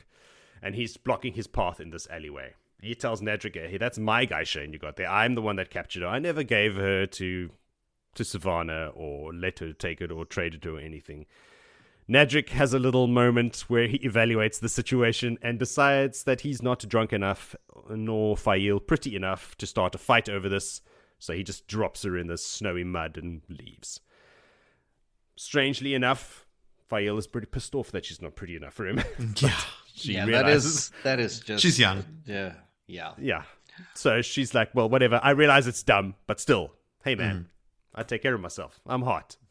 So anyway, she's not a fan of Roland either, but better Roland than Nadric. So she begrudgingly thanks him, and he helps her carry her basket to the washing station. On their walk, he admits to have been watching her, and he thinks that she is just the best. She is awesome. She is strong. She is brave. Unlike the rest of these yellow belly wetlanders who just crumble at the first sight of any opposition. So he's got to keep his eye on her, and he would like to see her laugh. He doesn't have a wife, but he does hear that she has a husband. But what happens in Meldon stays in Meldon. What happens in White? It's his argument. What happens in Vegas. So yeah. She's, whenever while you're a Gaishain, everything, when you're finished, we forget about it. No one says anything about it. It doesn't mean anything. She's like, yeah, maybe to you guys. Not so much to me. But it would be good to have him on her side should she need him. So she doesn't want to encourage him, but she'll have him on her side. So she decides to keep stringing him along a bit with just enough tidbits and a smile here and a little chat over there. So they're approaching the washing station now. We find Alejandre already there, elbow deep in a bucket. She is From queen to scullery maid, she could do it all. Nothing phases this woman. She sees Roland carrying Faile's basket. The two of them are chatting politely. Faile's got a muddy back from being dumped in the mud, and she gives her this little knowing eyebrow raise, like, "Hello, what are you two up to?" And Faile's like, "No, it's not what you think." Faile tries to explain away the situation as innocent, but Alejandre tells her, like, "Listen, man, I don't give a shit. I'd marry Roland if he helped me escape. Like, I'm not judging you at all." So Alejandre, if you recall, Queen of Gelden, is supposed to be her liege woman, but since becoming Gaishane, the relationship has become a little strained due to the fact that they've been ordered to beat each other when Savannah is unhappy. And Alejandre has been ordered to do it to Faile more than Faile to her. And you also can't hold back because they'll know if you're pulling your punches. And that makes it even worse. So they've been really slapping the crap out of each other. And that kind of changes the dynamic in the relationship a bit. You can't help it. Weird. Faile gives Alejandre the information about Lucille and Arella that she just got from Chiad. And she wants to know where Magdan is. Where's the little old Morgaze? Apparently, she has seen an opportunity to sneak into Thavaris' tent to get that oath rod Galena wants. Apparently, I've forgotten this, but Galena has already approached them and made them help her, and she's that must have been the last book. It was like virtually immediately after they joined the Shido camp, like when they were kidnapped and they were carried. They were approached first by Gaishane that we read about in this chapter, and then Galena straight away. Yeah. And Galena was like, "I know who you are. I want something, otherwise I'm going to blow your cover." She lets it slip. Faile says she's Faile to Bashir or Faile Bashir to Abara or something like that. Yeah, all right. And Galena's the point like, is, Ibara, hey? Galena knows who she is. Oh, so yes. That's the sort of Damocles stinging over blackmail. Faile. Yeah. So, speaking of the devil, literally the devil, here comes Galena. She's dressed up as some sort of super Gaishane, but still carrying herself like an Aes Sedai.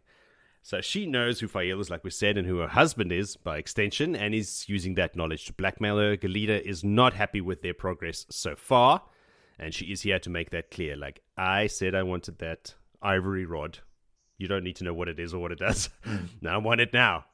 So they tell her, like, look, Magdan is already on it. She went there this morning into Thavaris' tent, and they want to know, like, when are they going to get Galena's side of the bargain? Like, I suppose Galena promised to help them escape, if Something I recall. like that. Yeah. Along those lines. Some It's irrelevant because she's not going to do exactly. it. Exactly. It doesn't matter. No. She could have promised her anything. Yeah. But the news that Magdan went to Thavaris' tent this morning drains the blood from Galena's face. Because it's way past morning now. It's almost noon. She left in the morning. Yeah, but sun is already going down on the other side. And Faile is only now realizing what time of day it is. She's had a bit of a traumatic experience today. We can excuse her for losing track of time. But fear not. Here comes Magdan. She must have seen Galena's pale face and tells her that, hey, before you say anything, your secret's safe. I did get caught while I was snooping around in the tent, but the second I got in there, before I had time to do anything. And then that was right when the wise one started noticing all the crazy channeling and left her tied up for later and left. So I read this chapter. Don't recall how she got out. Did they just come back later and let her go? Yes, and punished her first, right? Like, so Thurava tied her up and said, I'll deal with you later, and then came back.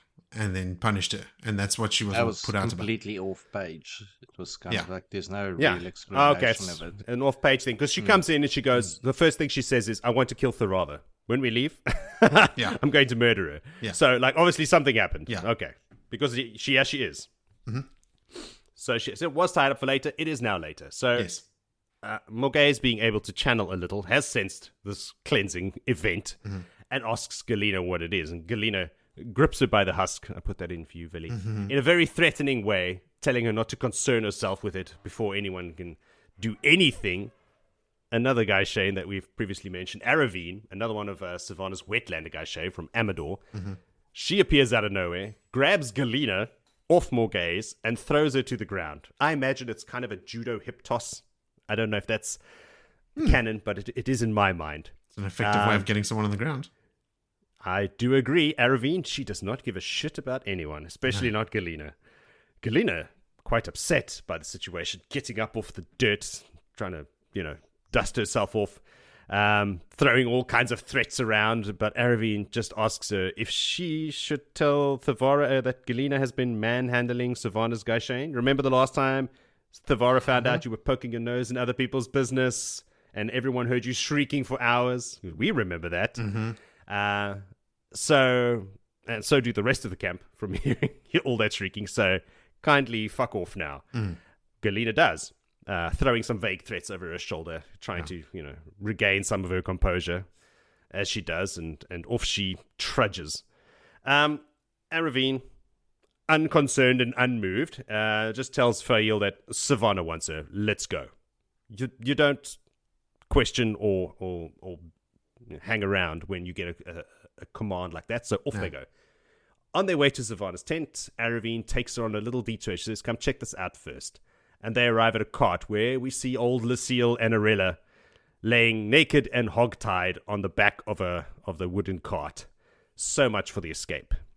Now, I am not a cowboy. Okay. So I wanted to just Google exactly what hogtied is. Yes. My advice to anyone doing the same, make sure that your safe search is on and that there are no children in the room around the computer when you do that. Boy, let me Google that right now. You Google, we'll show you some stuff you cannot unsee when you just type the word hogtied, okay? How do I hog-tie my spouse? I doubt any of the women I saw there were the spouses of anyone else. But shame. You assume. Be careful, I assume. Yeah, perhaps I assume too much. What is it? So was it hands and ankles together behind the back? Hands and ankles. So you're on your stomach and your feet are back and your hands are behind your back and are tied to your ankles. I don't understand how that's called hog tie because there's no way that you can tie up any animal other than a human being or maybe a primate. Least of all a hog. The hog, maybe a sea cat. No fucking chance. No chance. No. So maybe it's hog-tied. You put the hog on its back and you put its feet up together and you tie it like that. Yeah, well, that's how all the animals. So when they in I don't wrangling cowboy business things, I don't know. The Americans will know more about these things. They do the whoopie whoop rope and then they get it around the cow and then the thing is to lasso them and then get them and tie up their legs and that's when you win. You're like, that's how quickly I tied up this car. That's when you win King Cowboy or whatever the title the is. King of the Cowboys. Yes. That's it. I think they call it Emperor. Because they have a king, right? Oh, emperors. So it's an empire of cowboys. No. All right. At Cowboy Land is very weird. Hey. It's like Shara. I've only just finished. It's all just stories. You don't want to find out? It's not like Shara. All you have to do is watch Yellowstone. I finished season 1. Yellowstone. A couple of days ago. If you want to watch Western, you watch Deadwood. We've been past this. Oh. Yes. Oh, yeah. I've watched Deadwood several times. Hey, Yellowstone also. Magnificent TV show. Did you watch the Deadwood movie to finish it off? I did. Of course I did. I feel insulted that you asked. I'm sorry. I forget these things. I accept your apology. All right. So, wow. Sidetracked. Back to this media property. Oh, yes. Hogtied. So much for their escape. No escape happened. They were brought back. So, Faile, playing it cool, asks Aravine, why would you bring me to see this? I don't know these two ladies. But instead of an answer, Aravine quickly grabs Faile's hands and swears fealty to the Lady Faile Tiabaira, and they, she was there when they first got captured. She says, like, listen, I keep my eyes and my ears open. I'm nobody's fool. And the way she speaks as well, and this oath and stuff, so makes Faile realize this is a noble woman. So she's an Amadician noble woman. And this woman has got her head on her shoulders. So she can also keep her mouth shut, she promises. Your secret's safe with me. She only asks that when they try their escape, which I also know about, by the way, that you take me with you. So Faile has a quick thought of killing her, like that would be much easier if I could just stab her with that knife I've hidden away. But logistically, it's a bit of an issue since the knife is like half a mile away. So she's like, all right, fine. Instead of murdering you in cold blood, I will accept your pledge. And now there's another member of Team Faile. So they decide to not keep Savannah waiting any longer. She actually asks us, like, was there really a meeting with Savannah? Like, do we still have to go? And she's like, yeah, I'm sorry. She did really call you. God damn it. So off they go. That's a bit of a bummer. So they go into this tent, which is not an Aiel tent, by the way. It is a wetlander tent. Big walls. Savannah is dressed. I can't even explain it to you. All right. She's got little red boots on, like Wicked Witch of the West style already. Jewelry and opals, and it's quite a thing. You go read Spectacle. it. So she's there she's having a meeting with our favorite Thavara is also there. Now Thavara's like, hey man, this channeling event that's happening here, this is bad news. This is you can't understand it if you're not a channeler, but just trust me. You want to act as the clan chief, I am your advisor, and I am advising you that we get the fuck out of here right now. We need to put as much space between us and this as possible. But Savannah is not having it at all. They have food here, they have protection around the city. Whatever is happening with the channeling, by your own admission, is hundreds of miles away. She also reminds Thavara that in 3 to 4 weeks 10 more Seps will join her. I mean, them. And the snow will have melted if you listen to these wetlanders, and they'll be able to move in force. Like, we'll just give it a couple of more weeks. Everything is going to be much, much better. Savannah, at this point, notices that Faile has entered the tent and welcomes her faithful and obedient Gaishane by whipping out the knife that Faile had hidden not too far away. Well, hidden too far away to stab Aravine with. So shit, here it is. Faile's not going to deny it. She knows she's busted. There's no point. Last thing anybody in that tent wants is a Gaishane blabbering and trying to defend herself. It's only going to make it worse. So it turns out Galena had brought that knife to Savannah, saying, hey, look what I found. It's like, you cow. And I'm watching what I say here. There are far worse things going on in my brain. Perhaps? Moderating. That is what I'm doing. I am, moderating my language. So she asks Thavara, this is Savannah, she's holding the knife, like, hey, Thavara, what should be Faile's punishment for this? Thavara studies Faile quite closely, putting her finger under her chin, like getting right up in her face. Faile's knees are trembling, and she also knows she's not going to pretend she's not afraid of this woman, because this woman is badass. You don't want to mess with her. Yeah. But surprisingly, she concludes that she was planning on escaping, but thinks that she can be educated and reformed. She won't do it again if we give her a little bit of punishment. So we jump forward to the reformation of the Gaishane Faile, and we find her naked and hogtied on a wooden table left outside in the elements overnight. But luckily, her not-so-secret admirer pops out of thin air with a couple of braziers. And Roland tells her that while Savannah ordered her to be out here until dawn, she didn't say anything about people not being allowed to hang out with her while they do it. So he's finding cracks in the system, loopholes. So he's going to keep her company. He's also brought some of these braziers with him, and he puts them under the table so that the heat rises up through the wooden slats, and she's very, very grateful for it. And then he just casually starts massaging her aching naked thighs while she cackles away, planning her escape until her laughter turns into crying. The end. Shoo. Yo.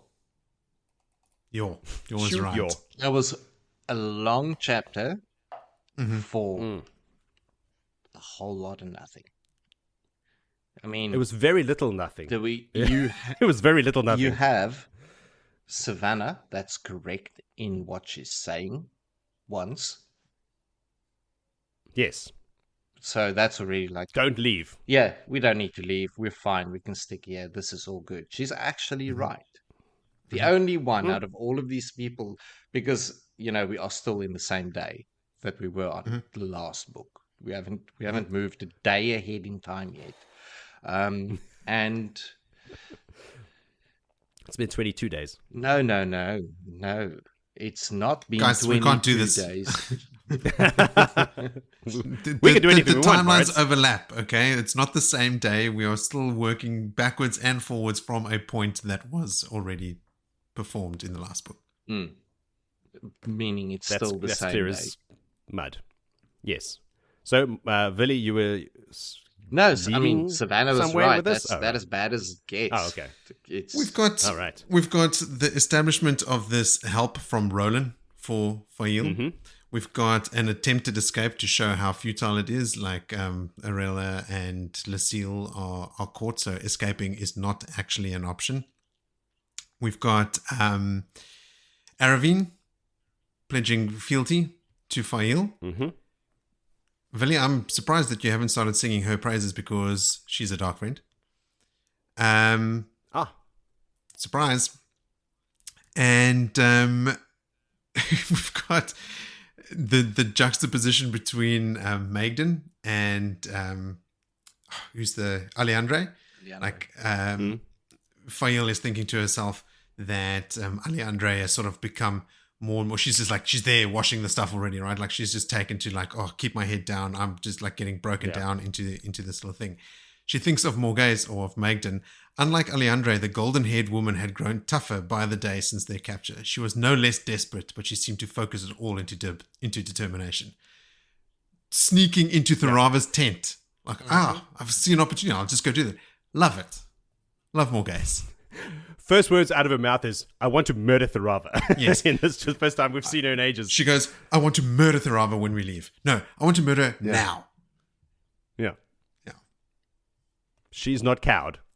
So look, I mean, yes, Vili, I know you're sort of stuck on the chronology of it, that we have to move ahead in time because you can't seem to gain any value from any chapter unless it's progressing forward chronologically. No. Don't put it like that. It's not a chronological movement going forward. I'm stating that we are still in the same day as we were at the Is end. that a problem? No, it's not a problem. I'm just stating the timeline. Okay. But then we are going through the same thing that's happening through multiple boring fucking stories. Multiple of them. I'm in a bath and someone is channeling. I'm hogtied and someone is channeling. I am masturbating and someone is channeling. It's that basically serves a very specific purpose. Yes, I know it serves a very specific purpose. Yes, For a third of a fucking book now already, it's been serving the purpose. Like, I'm going to push back against this the whole time because it's not like we're stuck in the same moment with the same characters, right? So what it is doing is it's aligning. Nightmare. We are stuck in a nightmare of this. No, whoa, there's channeling happening and everyone's in the snow and mud. Everything's someone is channeling somewhere off in the distance is like a couple lines. Like Faile's like, oh, something's happening, and then they move on. All it's doing is it's lining up all, because I mean, we're following multiple characters, right? Across a vast geographic area, doing vastly different things. To have an anchor point like, okay, cool. So this is where they are at that time. That's establishing the time. Remember when Rand slams Kalandor into the Stone of Tyr? We also read a couple of different points of view of where people were when that happened. Because the timeline, when we read about characters, is shifting all the time. This is useful in knowing where everyone is, right? So absolutely. it is. No, I'm so not. it is. I'm it not is, and the whole chapter is not about useful point. That point is mentioned in a chapter where other things are also happening.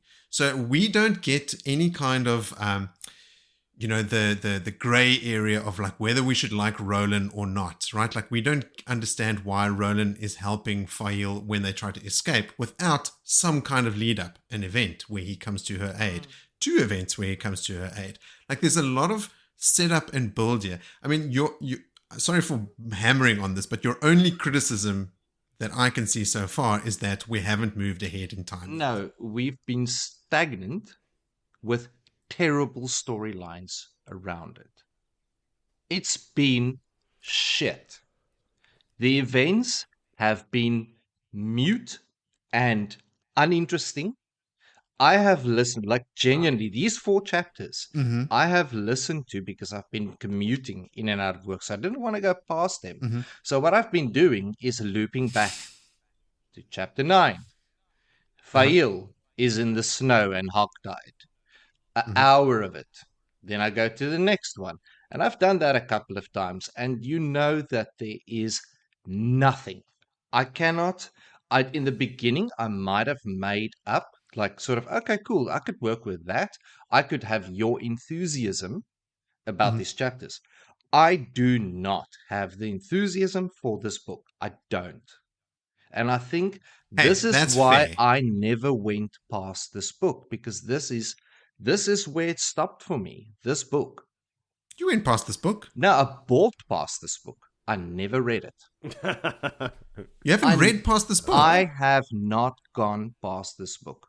No, man. You've read Have some you of read the New Spring? You've read Read the Brandon New Spring, Sanderson yes. books. I bought, maybe I did. I don't know. But at this point, I feel like this is where I would have fallen off in a heartbeat. That's understandable. Look, a lot of people I do. love the story. Like, don't get me. I'm hating this book. I'm really hating this book. Okay. I'll go Okay. that far. Like, this is what I've been talking about. That's what I don't want to sound like, oh yeah, fuck, they've been sitting in the snow and blah blah blah blah blah, and just sound my old depressive, like, oh fuck, yeah, life is bad, life is horrible, this book is shit. So I'm talking about melons and fucking whatever else I can talk about, badgers and fucking birds or whatever else I can, because this is not good. It isn't. And if you lying to yourself the whole time that it's good, it's not good. It's I'm going to stop you again. mediocre You at don't most. like it. You don't like it. That's fine and that's allowed. But you cannot objectively state whether it's good or not. But I can have an opinion, and this is me Yes. having a And very your experience of it, which is visceral great. opinion of this Hey, chapter. It's You're not blazing a trail here, right? Like the concept of the slog is well established. We have said that. I have you felt that have it about in this your book. head that the slog isn't real, the world is wrong, and I can find glimmers of hope in the pages. And I do not share your optimism. I do not feel it. That I much do is not clear. see it in the literature. I do not see it in the storylines. It is shit right now. I'm hoping it gets better, because right now I go It does. through this. I do more reading and more listening of it to try and find things. And the more I listen to it, the more I wish I just stop and move on and read Rassi Erasmus's book that I've got lying next to my bed that I haven't started. That is Okay. Might not be a bad idea. that is seriously where I'm at with this book. Like, I love the story, I really do. But these chapters, like, I have got 2 A5 pages of notes for the next chapter. That's how little happens there. I don't even know what happens. This is the one where Elayne has a bath, or was this the one where Elayne rides a horse? It's one of the two. That's the one where She she rides rides a a horse. horse and she has a bath in my 2 Yeah. chapters. 80 No, fucking no. minutes of it. That is an hour and 20 minutes for someone to get on a fucking horse and say she gathered some men, get back to the city and have a bath. Can I recommend actually reading the book so it goes a lot faster? You don't have to listen to someone reading it for you. I put it at double pace. It's not even that it's, and you know what? If it wasn't for Kate reading and Michael Kramer or whatever his name Yeah. is that's doing That's the them. reading, I wouldn't know how to pronounce the words. So I really appreciate them guiding me through this. I've gotten better with my very difficult words. But I'm the only thing Mhm. pushing me to keep on picking up the story right now Mhm. is that every fortnight I've got to speak about it. If this podcast wasn't happening, I would not read that book. Well, I mean, Jody and I both skipped this book in our last reread, right? Like I read chapter summaries Yeah. for it. Like again, Yeah. this is not revelations, right? Like this is an opinion held by super fans of the series. Well, And, I think yes. sometimes the majority is right, and we don't have to try and convince them that they're wrong. We should No, just no, we maybe just don't. go And like, I you know won't- what? We've had enough. I won't of this book. try and convince you. Let's either. go to the next one. No. What I was pushing back against is that if you don't enjoy what is happening we're talking about this chapter specifically, right? So we haven't gotten to Elaine's bathing and that stuff as well. My notes are also pretty fucking sparse for that whole section. But this, like, you don't want to read about Faile in captivity and planning an escape. I know the again, the chapter isn't terrible. There's ground length. That's all I was trying to say. We have a timestamp, which is universal over a very long period of distance from the last book where the event happened, and till halfway through this book, we've got the same timestamp, so we know where everyone is. Like, there's good mechanics in it. There's good events. The little bit of Faile's not love romance, but Ael's savior, and then gets smashed in the face with Perrin. That's a part that I do like. That there's some violence coming with a hammer. It's coming. Not in this book. Not yet. No. No. We gotta wait for it. No. Oh man. Remember the last time we read about Perrin and Faile was the first 6 chapters of the previous book. Then we didn't read about them at all. So yeah, the channeling event happened in the last book, but we're catching up. There's a lot of characters to cover here. So that's all I was saying, Vil, is like your criticism of this chapter was we were reading about the same channeling event. And I don't see that as necessarily a negative thing. If you don't like the contents of the chapter. Opening statement to, okay, we're still, and I think, we're still in the same point in time, and also in the same snow, with the same guy for 2 weeks that has not been able to find his wife. It's because it's only been 2 weeks, not 6 books, that Perrin has not been able to find Faile because he doesn't want to use his wolf skills. I actually Googled it, the sensitivity of a wolf's smell, because I still can't understand this. He should have been able to smell those motherfuckers if they were upwind or crosswind or past in the area. Anyway, let's move on, please. I've got a very good chapter to get through. I'm not gonna rant anymore. I'm just fucking. Do you have anything else you wanted to say about this chapter? Or do you... What are you doing, Moritz? No? That's enough. He's moved on. What about you, Moritz? How's your notes looking? Sparse on this chapter? I've got a couple things. All right, let's see what you have to say. I noticed Savannah is referring to herself as a wise one. Did we ever see that transition from her being clan chief to a wise one? No, she hasn't gone through the rings of Viridian. I think she just says whatever she wants. She is she's dressed like one for a long time, I think, but now she is also talking about, quote unquote, the other wise one. So she is very much talking about herself as a wise one. I had here the Shido showing their incredible hubris, right? Like they don't expect the Gaishain to disobey, and Savannah doesn't expect them to be spying because that's just not what Gaishain do. So they're like, sure, they're surprised when Faile has a knife and stuff, but they actually don't watch over them much because they expect them to fall into line. They are also camped. The Gaishain are in the middle of the camp and all the Shido are around them, so they've got no chance of actually sneaking out. I had a note here that we see Somarin linking us to the timeline, but I won't open that wound again for Willie. It's not, like I said, it was not a wound. It's just where it started. So, because Perrin and those guys are standing up on the crest, right, when Anura feels and the Ashaman feel that channeling event, we know that when this is playing out, when Faile is being berated by Somarin, that in that moment, Perrin is up on the ridge looking down at them, right? So, like, this is playing out in real time. Perrin and Faile, when we read these 2 chapters, these 2 points of view, they're happening at the same time. Plenty of emphasis given here to how many people in the camp need water from town and how it's gathered and carried off to the tents, which is all the setup for the fork root poisoning later. I said, Jody, did you say this? The guy that grabs Faile Nadric is 7 feet tall and built like a brick shithouse. Mm-hmm. He is a large fellow. Huge. I mean, if you bite someone on the chest and your teeth almost breaks, then, you know. Yeah. He's been gymming. He's been worshipping at the Church of Iron. That guy benches 200 at least. At least. I have to stop myself from liking Roland. You know, like he comes to Faile's aid here and he's helping her with the braziers and stuff. But when Faile says that she has a husband, she says, yes, I have a husband whom I love very much. Right? So, yeah. Okay, Roland, take a hint. Back off. She's not Aela. There's not a lot of liking in it.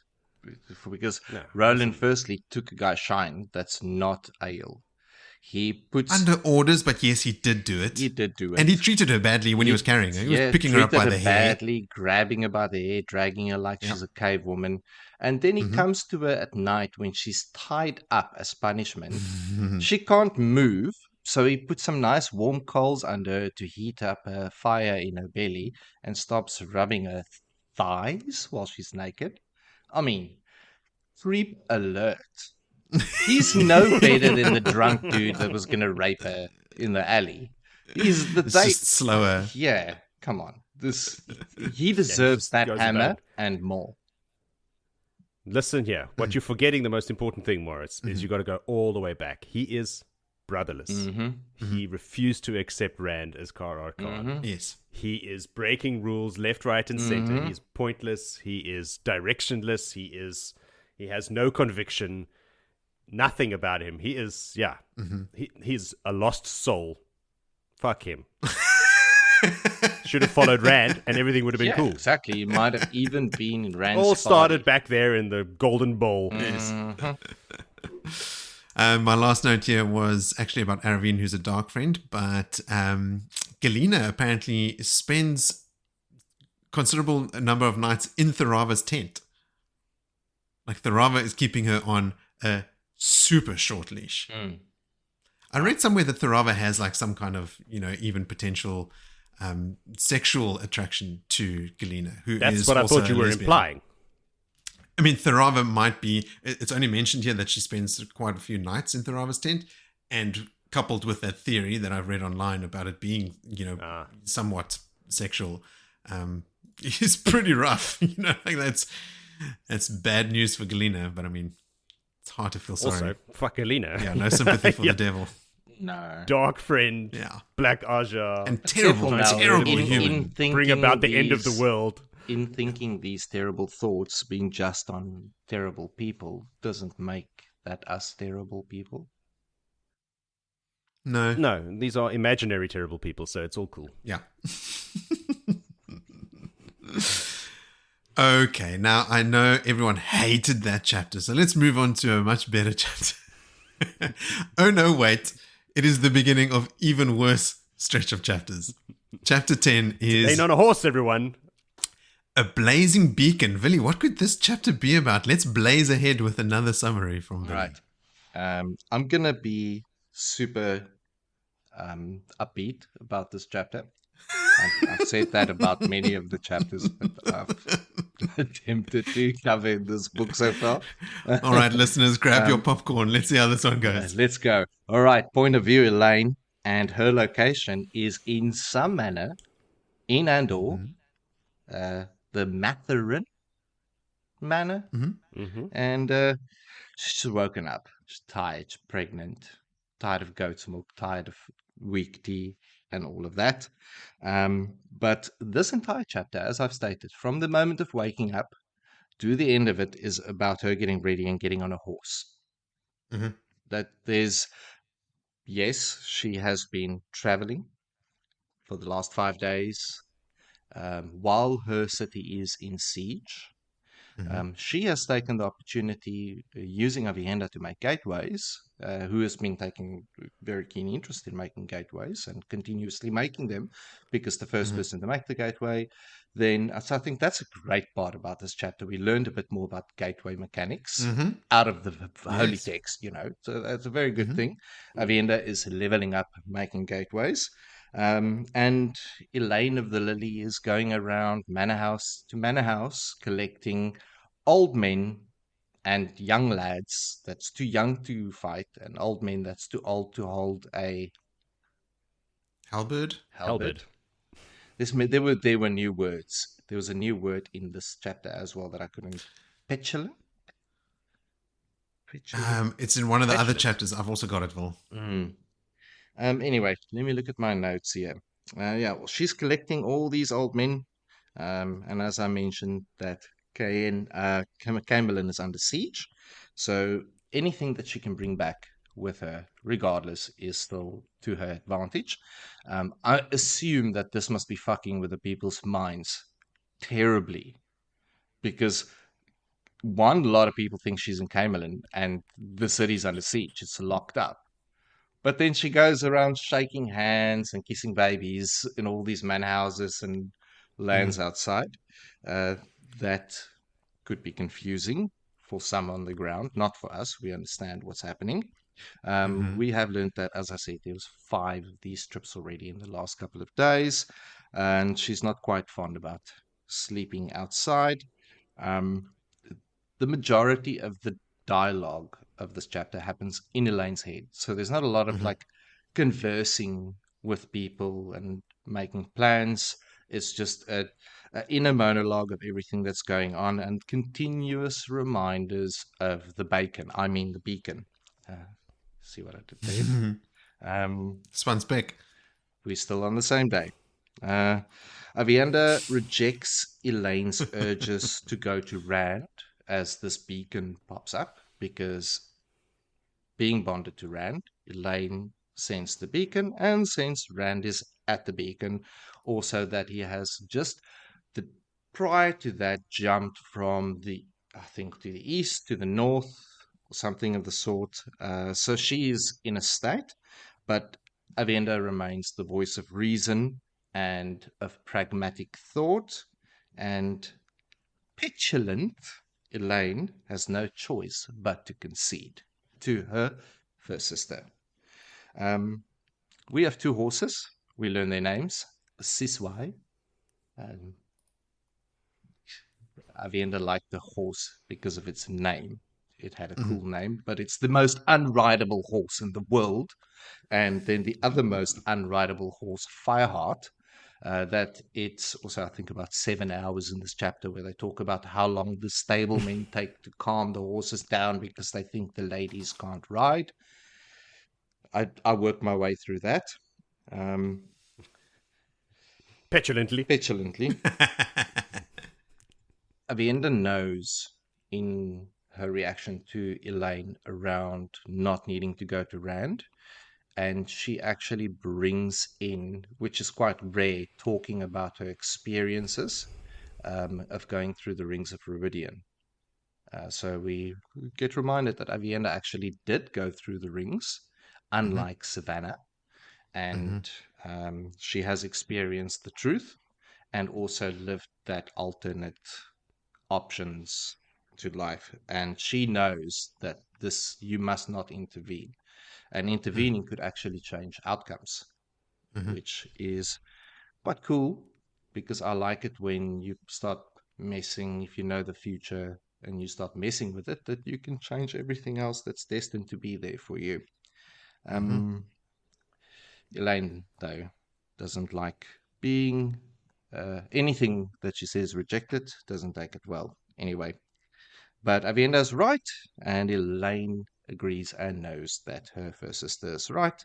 They eventually hop on their horses to ride through the gateway so that they could get back to the palace. And Birgitte is hung over.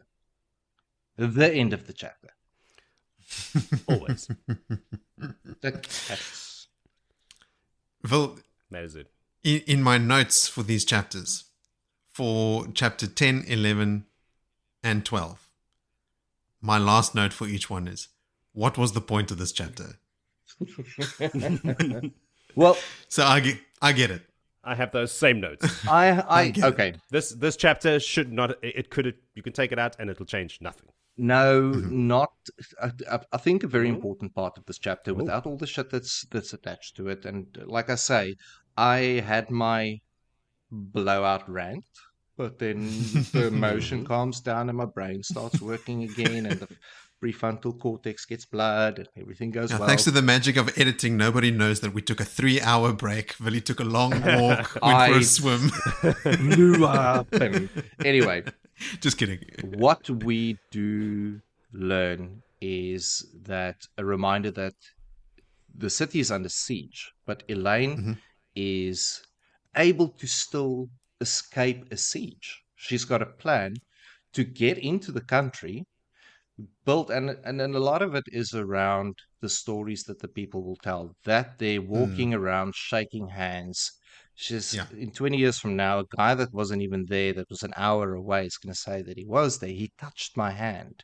Yeah. And that's the thing that builds up belief. Like, she's doing the queenly thing. She's really playing the Princess Diana, role. She's playing the long game. She's playing the long game, yes. So I think that is one thing that we learn out of here, that the mechanics is working. They aren't under siege and trapped. And in contrast to the siege around Tarvalon, they, in that tower, are trapped. Like, we've got two sieges, but the one can get food in and get supplies in, and the other one is getting chains turned into Quindiar around their harbors when we get to that. I just can't wait to get to that bit. And that's all I can right at the end. Like scratch out of this. That's like another 7 books away. Yeah. No, it's just at the end of this book. End of this book. Yeah. How about you, Joe? Hey, Carry on. it's nothing. No. I've only got like the briefest little notes. So okay, I'll rattle off my brief little notes, and then we'll talk about maybe what the point of this chapter was.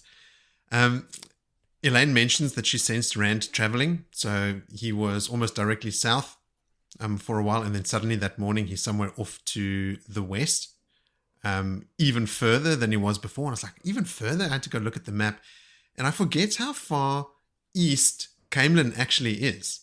Like, it's actually quite a long way away from the Mountains of Mist. Like, Andor is this weird shape. It's like a long, sort of narrow country, and Camelin is all the way. It's directly north of Farmadding, basically, and the road from Camelin to Farmadding is definitely shorter than the road from Camelin to Whitebridge, which is where everyone sort of moved through after Shadow Logoth. So remember in Eye of the World, when they, after Shadow Logoth, and they got on the spray, and Nynaeve and Lan and Moiraine came to Whitebridge, and the boys were attacked by Madrol. Like, that's where Whitebridge is where they went after Shadow Logoth. So Rand, being in Shadow Logoth, is further west than what Farmadding is south of the city. And it's just like, I had to do this little record scratch, like, hang on, wait, what? And then had to go reorient myself. Elayne is already resigned to the fact that the Taint will kill Rand. Like, everyone in the story is just like, oh, Rand is going to die, and it is the Taint that's going to kill him. Ironically, he's busy cleaning it as they speak. Elayne has some pretty bleak thoughts here, like Andor will bleed sons in the days to come. That's pretty rough. We get that cool little detail, like you said, Joe, about the traveling and the gateways. Like, what that is that when someone creates a gateway somewhere, they are instantly familiar with the area in which the gateway exits, which is a prerequisite for creating a gateway again, right? So, like, it makes sense for the person that is creating the gateways to continue to create them. Elayne thinks to herself, she doesn't know if aviendha is doing it for practice or if she's trying to spare Elayne from channeling because of her pregnant condition. And is it in this chapter? Is this in this chapter where one of the local maids or something sees or talks about seeing a ghost? No, that's in bath time, isn't it? Is it bath time? Oh, I think okay, it's cool. bath time. Elsie. No, I think it's in this chapter because it's in this guy's manor. Yes, Yes. it is in this chapter. Yes, Elsie sees a ghost and she shrieks. Now, remember ghosts. The introduction of ghosts happens here. Okay.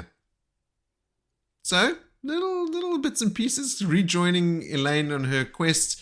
We're getting from RJ a show don't tell, right? Like, he could tell us, oh, Elayne spent the last couple of days traveling around the countryside trying to recruit nobles. But what he's not doing, that he's showing us instead of just telling us that, so that we can catch up on some stuff, get the linking event with the channeling. And then, it's just showing more of Elaine's work ethic, like you're saying, Vil, like doing the Diana approach. It's just building Elaine's character, right? Like, she's the quote-unquote good queen. That's all the notes I had. Spoiler alert, my notes for the next couple of chapters are pretty sparse. But man, I'm in there. I'm in there with the fucking magnifying glass. I'm in there with the tweezers. I'm trying to scratch any little bit out there. Should we move on? Birgitte's hungover. Yes, please. Birgitte's hungover. Is that a highlight? She Always feels like hungover. I feel right now. I thought I'd feel worse today, but I am not as hungover as Brigitte. All right, let's get to it then, which is chapter 11, Talk of Debts. Talk to us, Joe, in the form of a recap, please. Sure. Elayne returns to Camelin. The end. let's discuss. I literally wrote that. But then I thought, nah, fine. I'll go and do some more. Morris is going to be annoyed. All right. I know Willie got very excited there. It's like, Sorry, Willie. awesome. Oh, yeah. Wait, we can do that? She has brought the old men that can't fight anymore and the boys that don't shave yet back, and they are just getting in the way, gawking at all the pretty shiny things and the high walls and the stained glass and all the female guards that are dressed like Musketeers? I want to say French musketeers. Yeah, like, sure. There's a lot of talking about how people are dressed here. Brigitte is hungover, as we've said, but I wrote it, so I'm going to say it. And wants to know if she drank her goat's milk. More mention of goat's milk. Yes, she did drink her goat's milk is the answer, because I know you're waiting on the edge of your seats to know whether she did or not. Why are we here? I know. Why does gods- goat's milk smell like goats? Because it comes from a The goat. clue's in the name. Wild goat. Hold on. No, because I'm talking about the external smell of, like, you can smell a goat. Goats are very, like, When it's fresh, it doesn't smell that bad, Vil. I don't know. We have friends here that keep goats and drink goat's milk all the time. Did you drink your goat's milk, Moritz? I'm not a fan of goat's products. I'm a fan of eating goat, not a fan of goat's milk or cheese. You know why? Yes, I'm not a fan of Smells and goats being tastes involved in any fast. like Too a much goat. like goat. Goat. It smells like a goat. Absolutely. But it is better when it's fresh. If you say so. Can we go leave the goats behind? No, now and man, carry we on need to with talk about the We goats. need to talk about something. We're going to talk about the guards and the stable hands. Oh, yes. While not actively encouraged, are not prohibited from talking about the gateways and all the other one power shenanigans they get to see every day. This is an extension of what Willie was talking about in his chapter, of Elayne not making any secret of her gallivanting all over Andor, even though she's supposed to be under siege.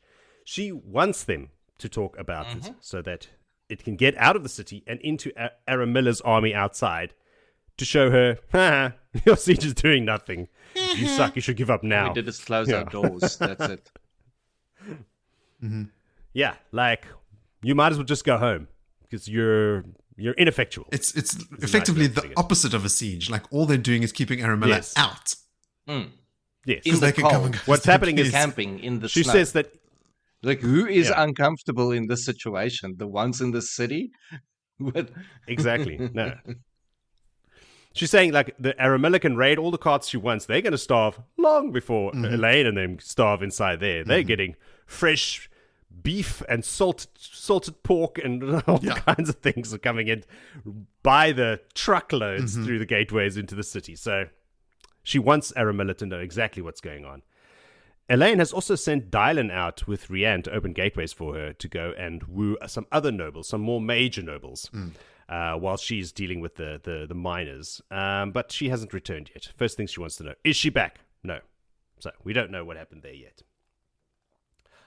After 7 pages of guards, women's uniform and character descriptions, we head inside to find Vandine, Miralel, Suratha, and Carrie-Anne coming down the hall, heads together, whispering. Why are you spitting at Saratha? Suratha- Is it not her? No. Oh, I thought it was her. I've forgotten already. One of my Is it notes here Carrie-Anne? is... Yeah, it is Carrie-Anne. One of my notes here is pop quiz. Who was it? I failed the quiz. Carrie-Anne. I don't do good with pop quiz. I need time to study, or at least 5 hours beforehand to cram. That's when I'm at my best. Yes, I... So edit that t and put it after I say Carrie-Anne. Okay. So Saratha sees Elayne first, and she tries, because this is why I thought it was her. She tries to guide Vandine down the hallway, but like Vandine slaps her hand away. It's like she sees Elayne and she's like, oh, let's go this way. And then later on, I'll get to that. Anyway, so they stop and have a chat where they inevitably talk about the glowing beacon of power being used on this very same day.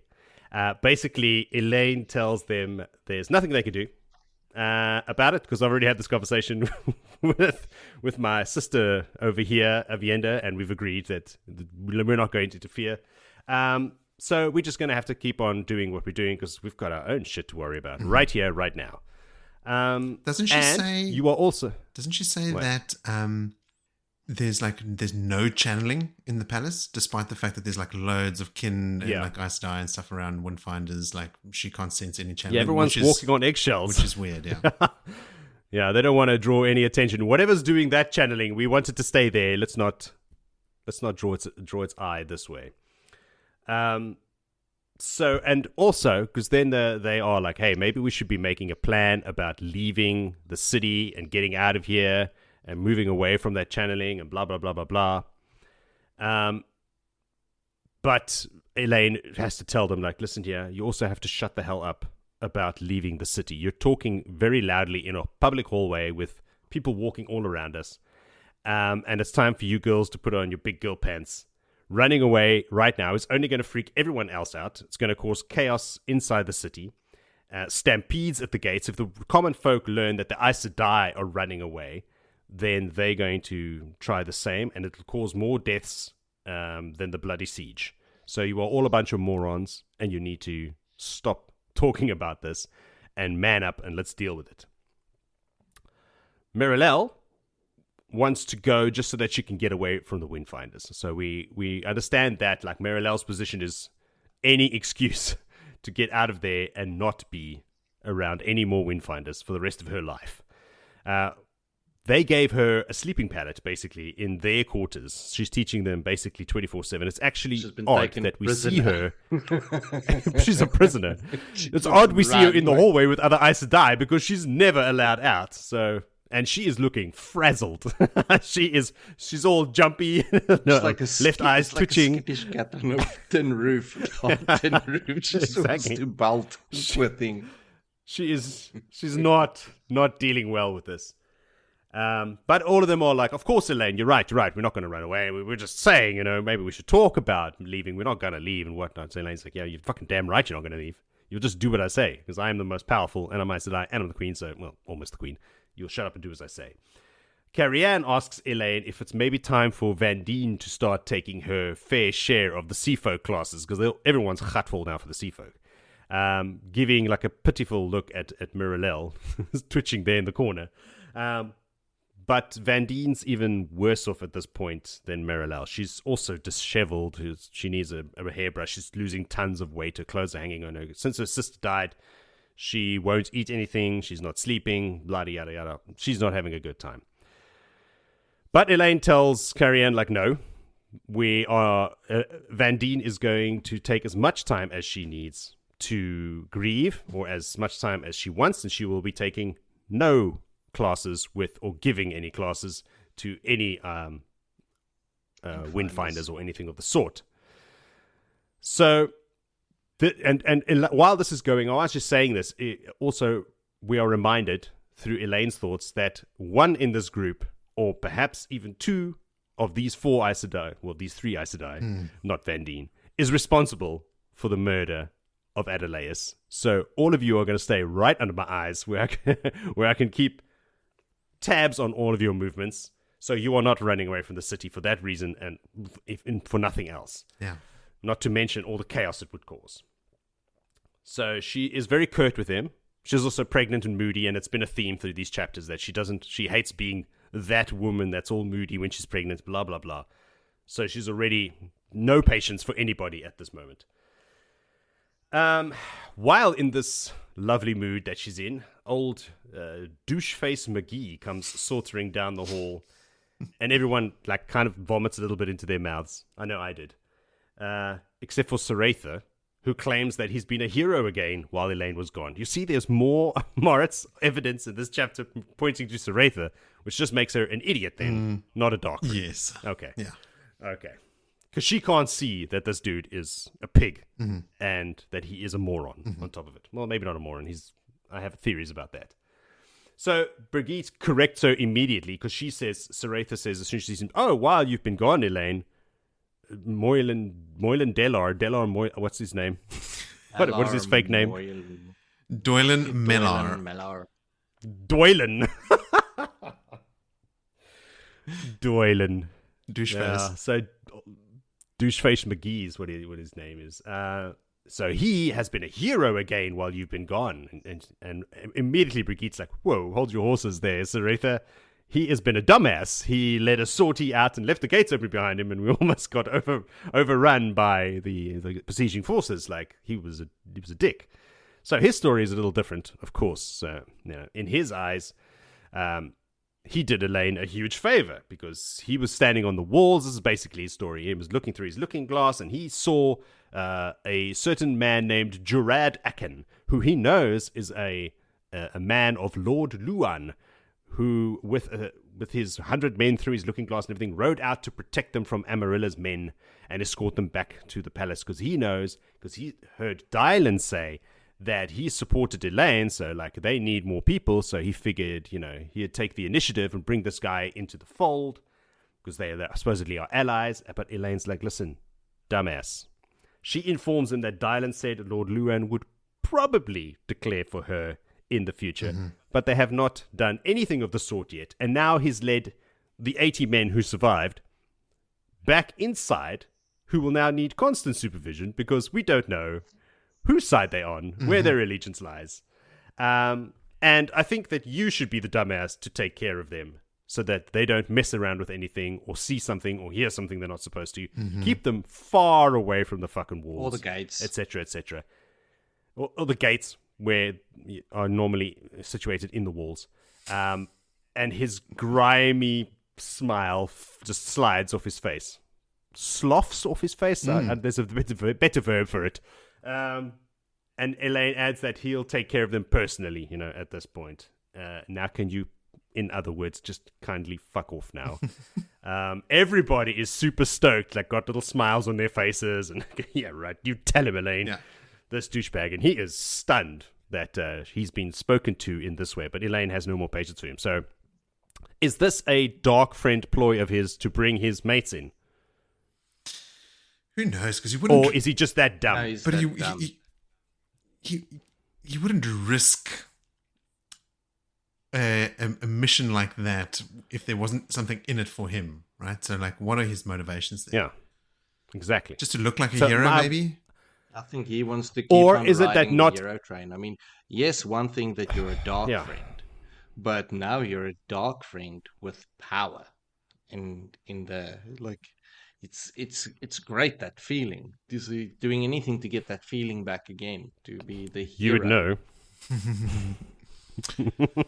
I think. Hey, dark friend with power. I have no power though.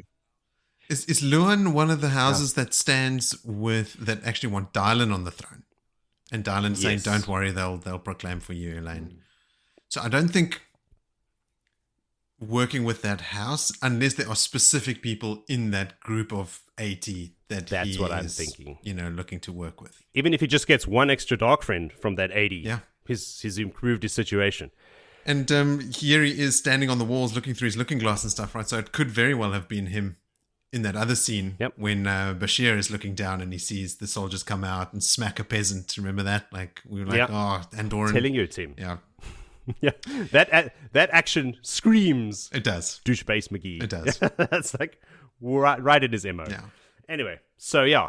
Slimy McSlime faces, faded smile is all we're left with, which makes everyone else smile. And he storms off.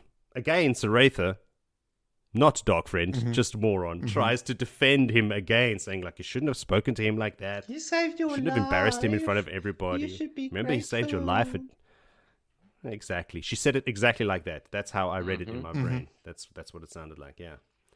But Elayne Hanley has one thing to say to her, and I quote, "Never think I avoid paying my debts, Saratha." And then to herself thinking, I always pay my debts, mine and my friends. And I thought, that's very similar to another lion-themed house in another universe. Lannister never forgets what pays and Lannister always pays their debts. So, yeah, and that's how the chapter ends. Well, it ended for me. I'm done reading it. Anything else? Moritz, what are your 2.5 notes? Let's go to Willie first. I'm sure he's bursting at the seams here. Oh, I mean, Mellar, Captain Mellar. He doesn't Your wear hero. his sash because his sash covers up some of his golden knots, and he's all about rank and power. And that's all I have. Yes. He was there. My only note Well about put, Philly.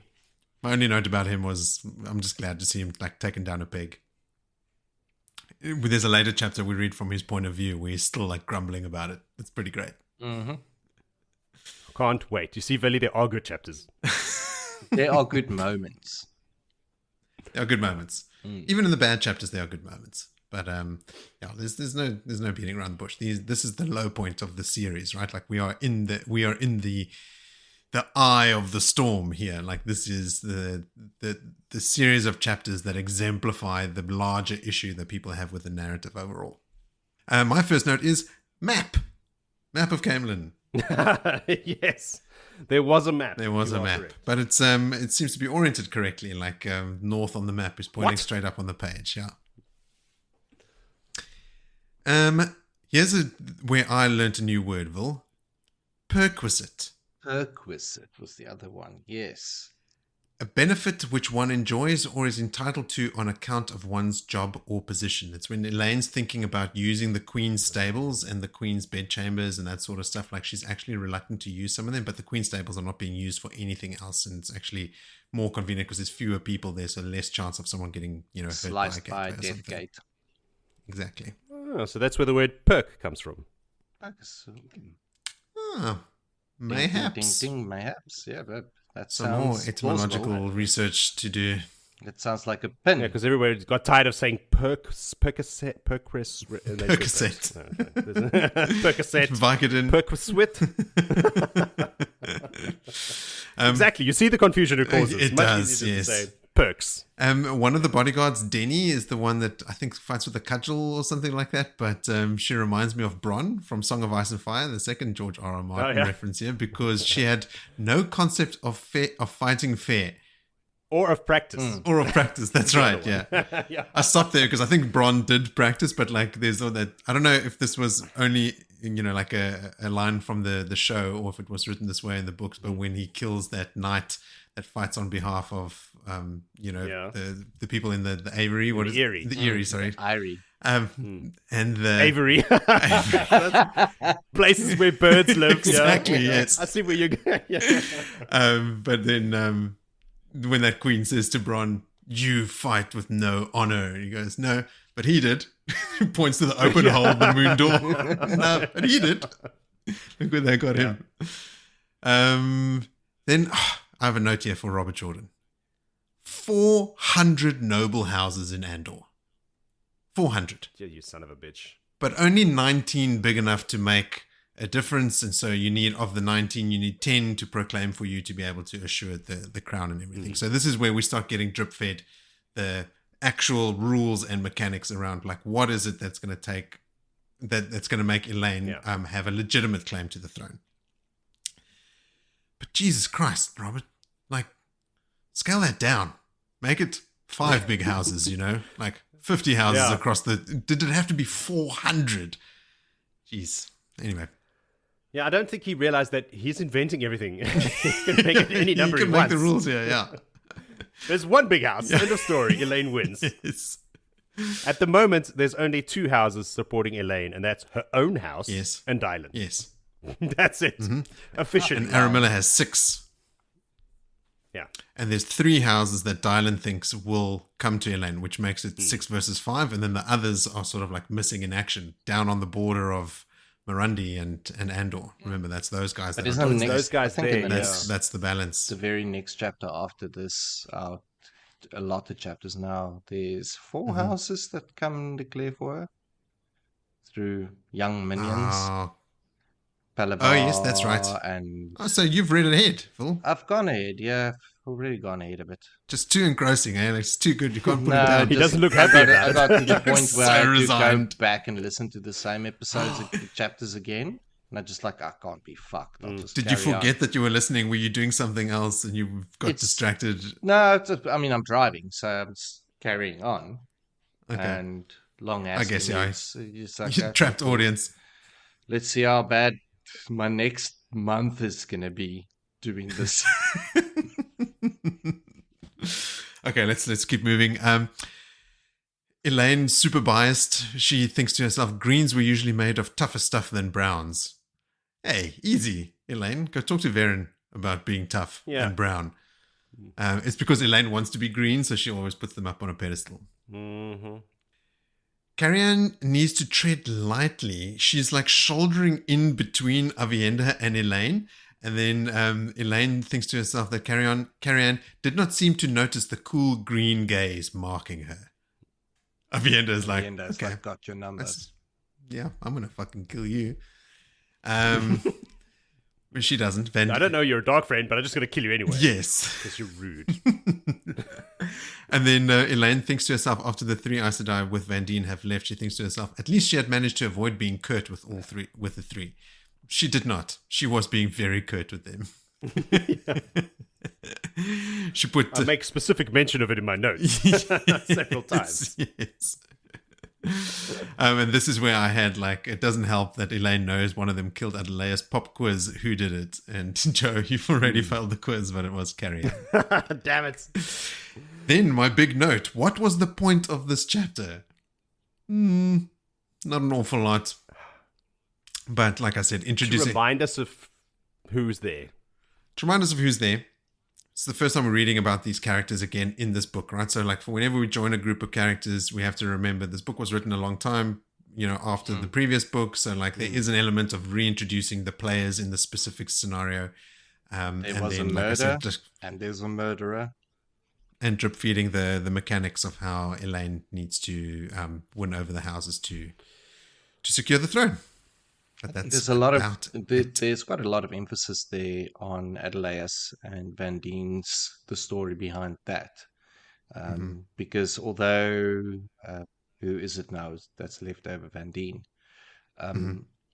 Although there's no dialogue with her, but just continuously featuring like why is she not, why she gets special treatment or preference, sort of that. Just to remind us that her sister was murdered.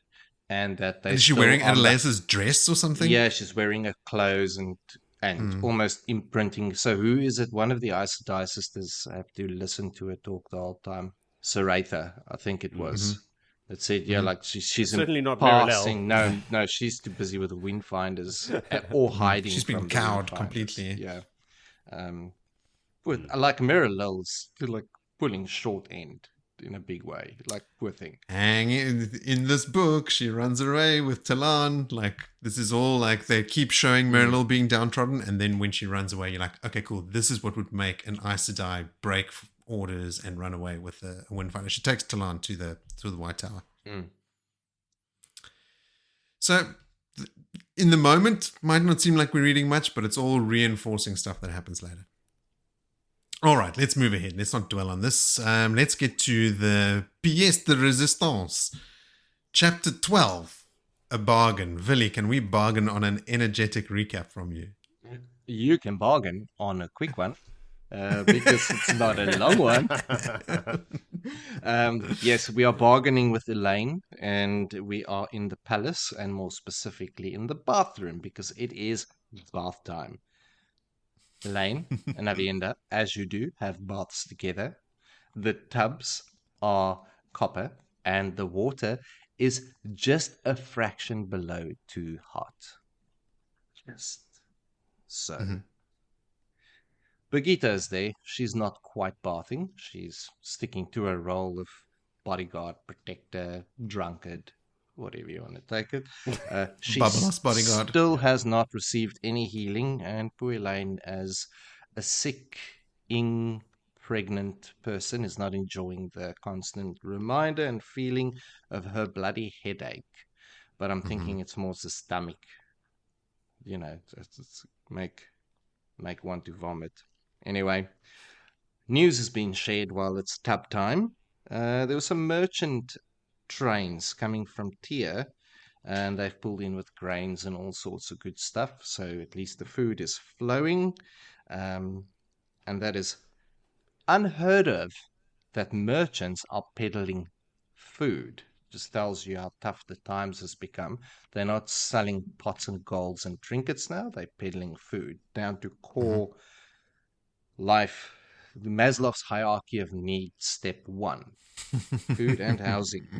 The Great Serpent Ring is given to the king when they were Aes Sedai, or when some of them were accepted. But they didn't pass the test to move to full Aes Sedai, and they left the tower or they ran away. Can you leave the tower with a Great Serpent Ring? Don't think so. But they have.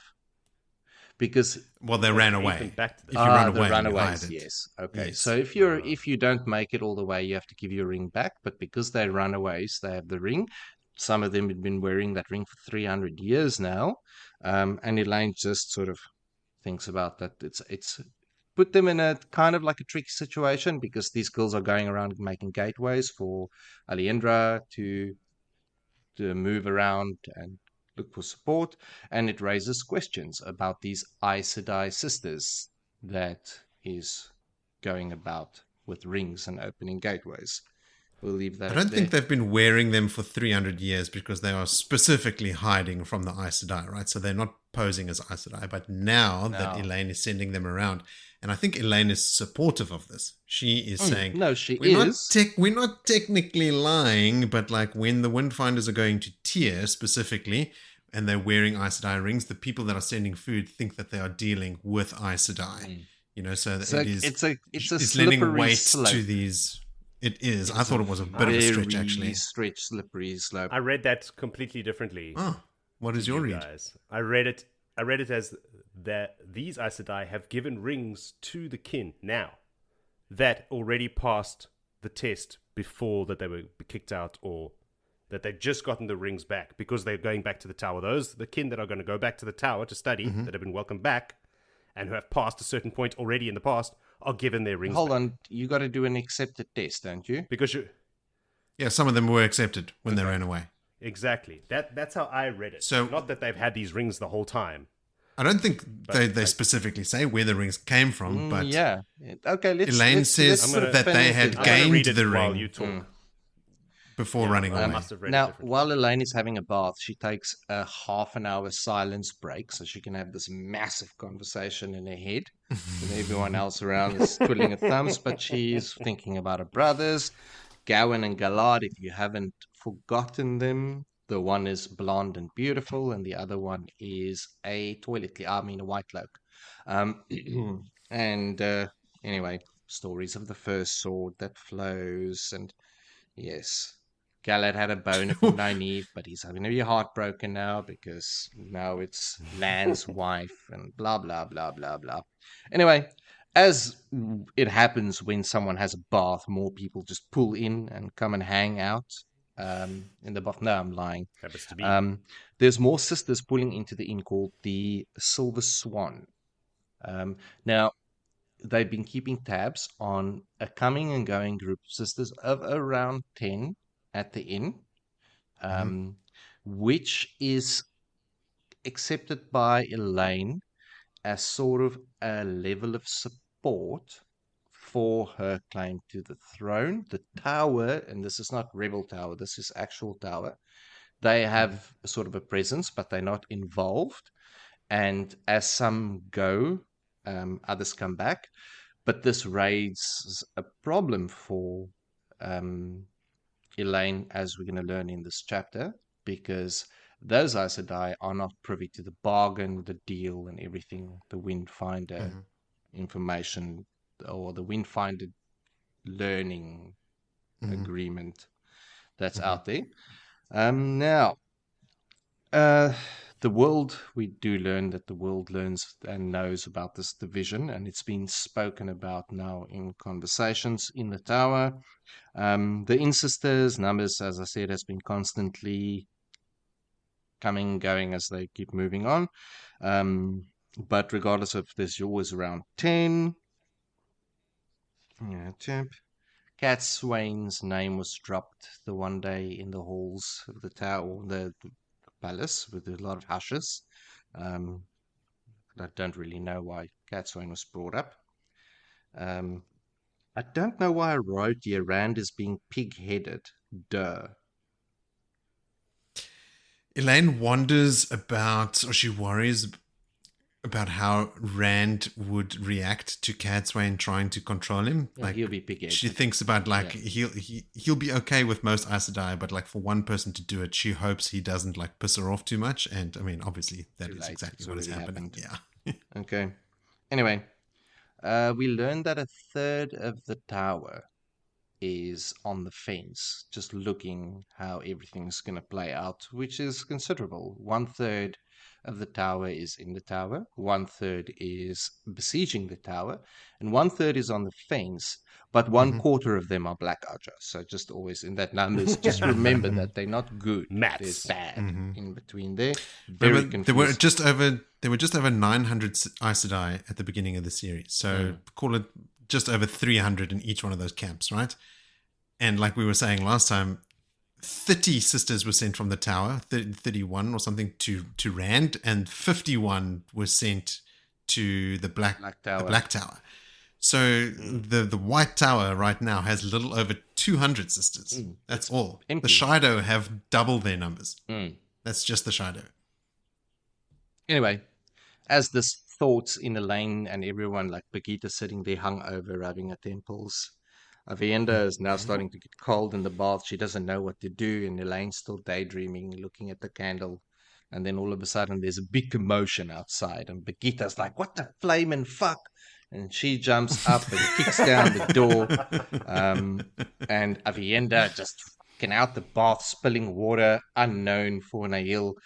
And Elayne, as queenly as she is, or I suppose as pregnant as she is, she slowly gets up and, okay, let's deal with this. And she expects Aviendha to run in naked with a knife, but no, Aviendha's leveled up. She runs in naked with trinkets now, channeling trinkets. And trinkets. Tosses one to Elayne is like ready up and pony up and glows of Sidar and all the, and I'm like, yes, fight! Something's gonna happen right now. No, it's the Seafolk. The fucking Zyda. Anyway, Zyda wants to go because Nesta Din Reyes Din Jaren has hit the bucket. Her ship sank. The Shawshank put her in Baby Jones's locker. So,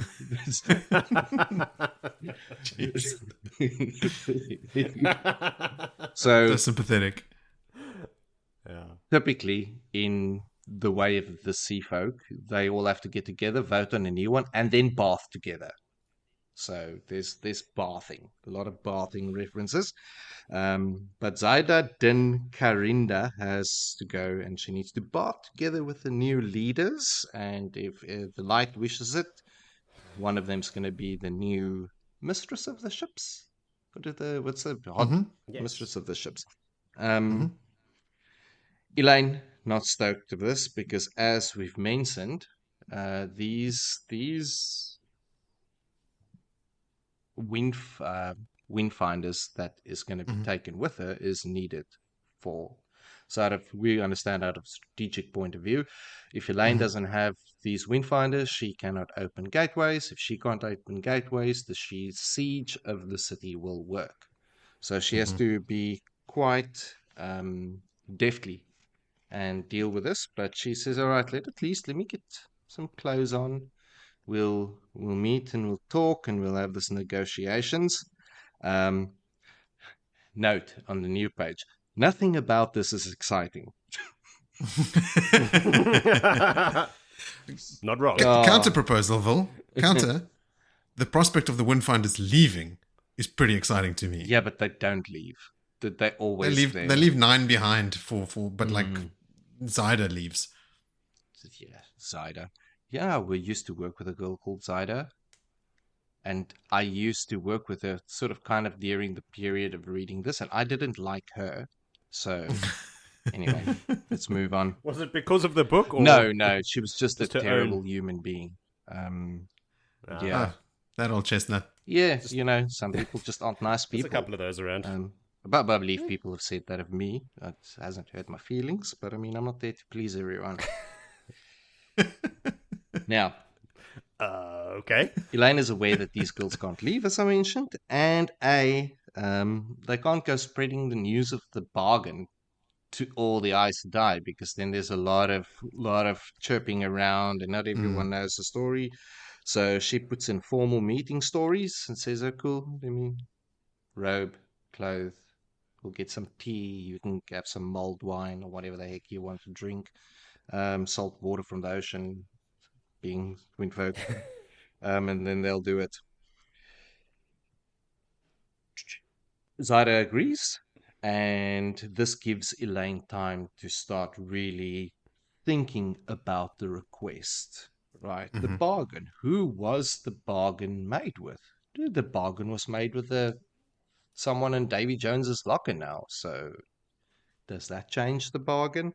Either way, Elayne starts planning, and we know that's one thing that she can do really well. Elayne is smart. She's deftly, even being pregnant. Now, all three of us have had wives who's been with child, and porridge brain Careful is a real now. thing. Yeah, tread lightly. Yeah. I'm Did you learn nothing? treading so lightly right now. I love Don't tread I at love my all. children. Just avoid the I love treading. Sometimes the you forget mother that this of goes my out into the children. world, Havel.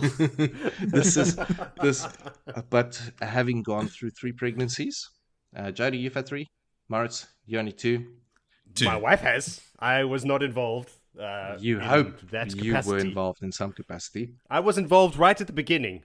And then I After ran that, away. I left it in her very capable hands. Anyway, and stepped aside. Elayne is not exhibiting any of that forgetfulness. She is staying a very sharp cookie. There's more the point that I'm going to.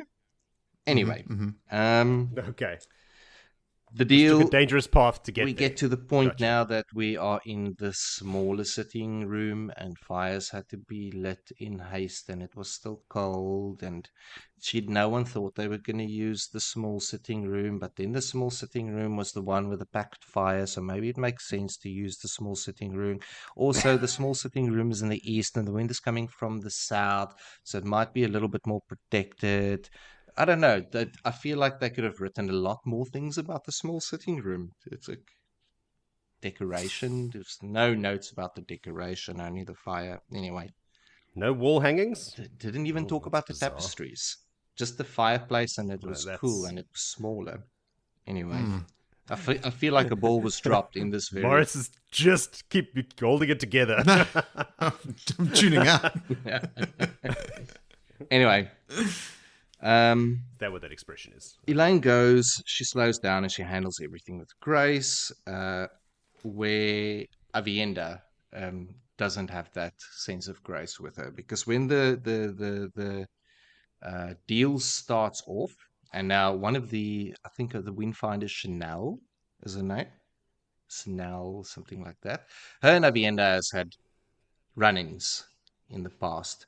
Some of those run-ins included Usquai, and apparently she was carried back vomiting to wherever the boat is that they sleep on, these Windfinders in the middle of Camelin. And since then, Aviendha has had it in for the Windfinders in a very good way. Now, the deal is the bargain is now at the point of renegotiation, because Elayne has brought up some really valid points. That the deal is with Nesta Dendreus, 2 winds, 4 moons, something. And the deal is made with the Athamir, not with you. You are saying you are taking, and what puts you in the power? Anyway, as all deals start, it starts with what you want, and then we just negotiate the quantity, haggle. So they haggle all their way through that 1 mile of land in Andor on the river, close to Camelin, becomes land for the Athamir. That includes that any product brought to that piece of land, unloaded and offloaded on that land, is not taxed, but anything leaving that land into the greater country is taxed. So there's some tax concessions. This is all very boring stuff, even in the real world. When they start talking about tariffs and tax and money, and I just tune out. Like, this is not good. Anyway, pack stuff. Finally, the deal is made. There's kisses on fingers pressed to people's lips, and the job is done. But who really won in the end? End of the chapter. Dun, dun, dun. The worst thing that's ever happened to anyone, having to read this chapter and summarize it and recount it. Oh, come on, I'm in a better mood now. Don't bring back my anger again. Actually, I'm not even speaking for Yuval. Like, I mean, this is the one, like this, like I said, this is the eye of the storm, right? This is what a lot of people point to as like the lowest low point of the low. And I have consulted. Oh, sorry. No, I was just going to say, I mean, I can see it. Oh, yeah. No. No one's hiding it. No. Like, I know that I'm trying to just convince myself to enjoy this book more by saying that it's not as bad as it used to be. And to a degree, it isn't. But it is by no means the great book. It's still the low point of the series. Oh, yeah. I think. To me. Not as bad as I thought it break was 10 years ago. the cycle of negative thought that you two have and have about these chapters. I mean, you've been very verbal about Thanks, it. Willie. I just want to bring some light into the discussion because you guys are starting to sound like dog friends now. But my favorite moment was actually in that chapter. Because there are some funny things and little smittens of good stuff. And you know I love the funny That's right. bits. You like a lol. Yeah. Aviendha lolling rock hard at Zyda and saying, "Oh, my sister's got you strung up by whatever torture method they have, stringing people up by the ankles on the bow bridge." Just like live commentary on the bargain. Yeah, that was great. Aviendha and her zero love of the Seafolk is it resonates with me. Makes my heart. And I get warm. it. I really dislike the Seafolk stuff. Like, I have no time for it, which is more why time reading about the Shonchan and what they do than the Seafolk. I mean, yes. Hey, man. At least, I mean, the Shonchan, while being dislikable, are more interesting. Right? Like, there's more happening there. You know, when the Seafolk, they're just looming when the and being Seafolk was jerks. introduced, and they're these people that sail naked and topless, and I was like, oh yeah, man, it's a party boat. These people are going to be rad. No, the opposite. No. Totally. Yeah.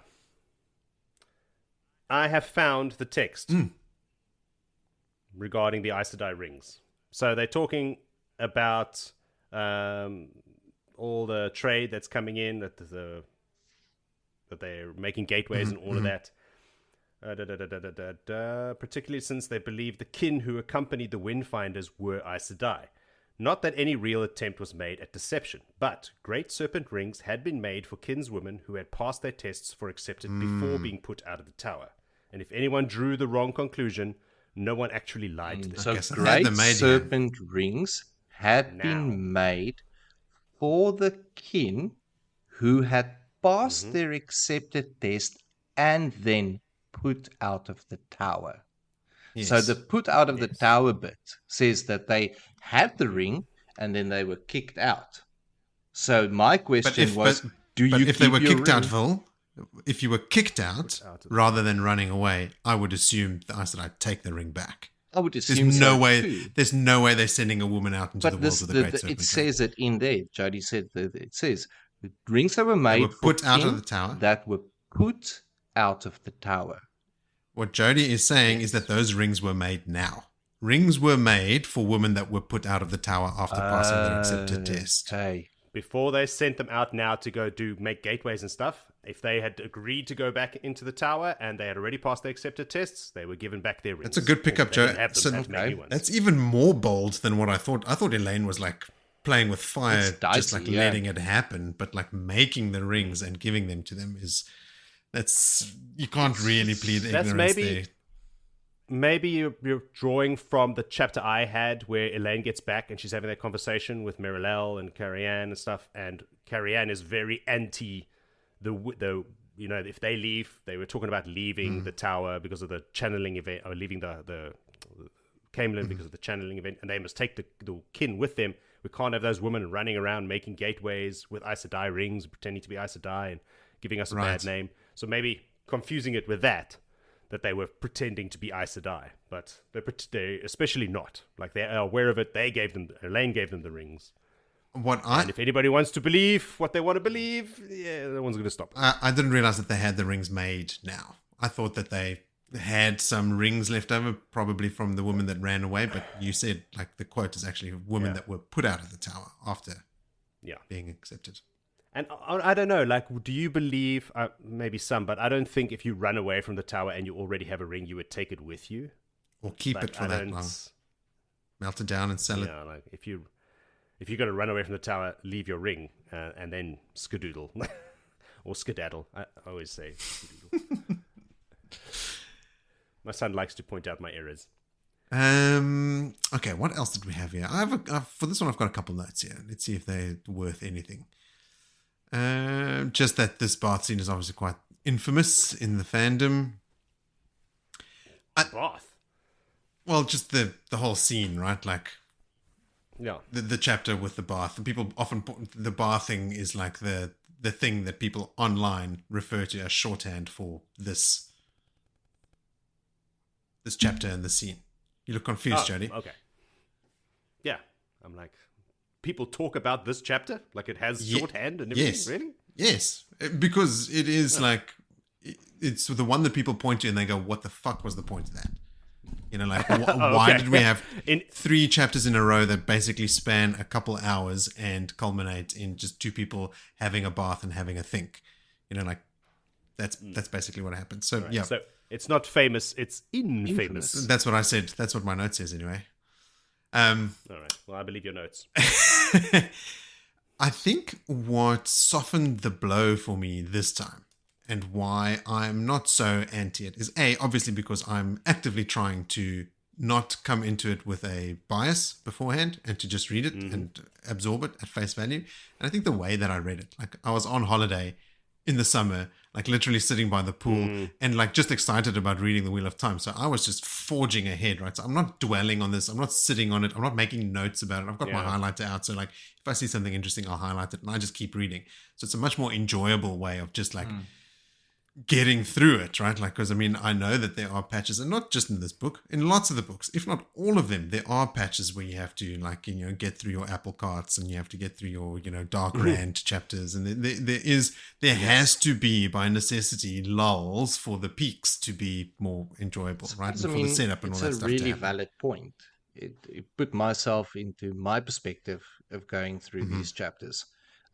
In traffic. I've had to go and do a project out an hour, 20 minutes away from where I live with multiple groups of different people from different business areas that don't even know each other, and try and bring something together. So in a way, I'm probably feeling like Elayne and the Windfinders and everything else that's there, because the 2 weeks that I've done that has been cut short because it's so difficult for people to agree.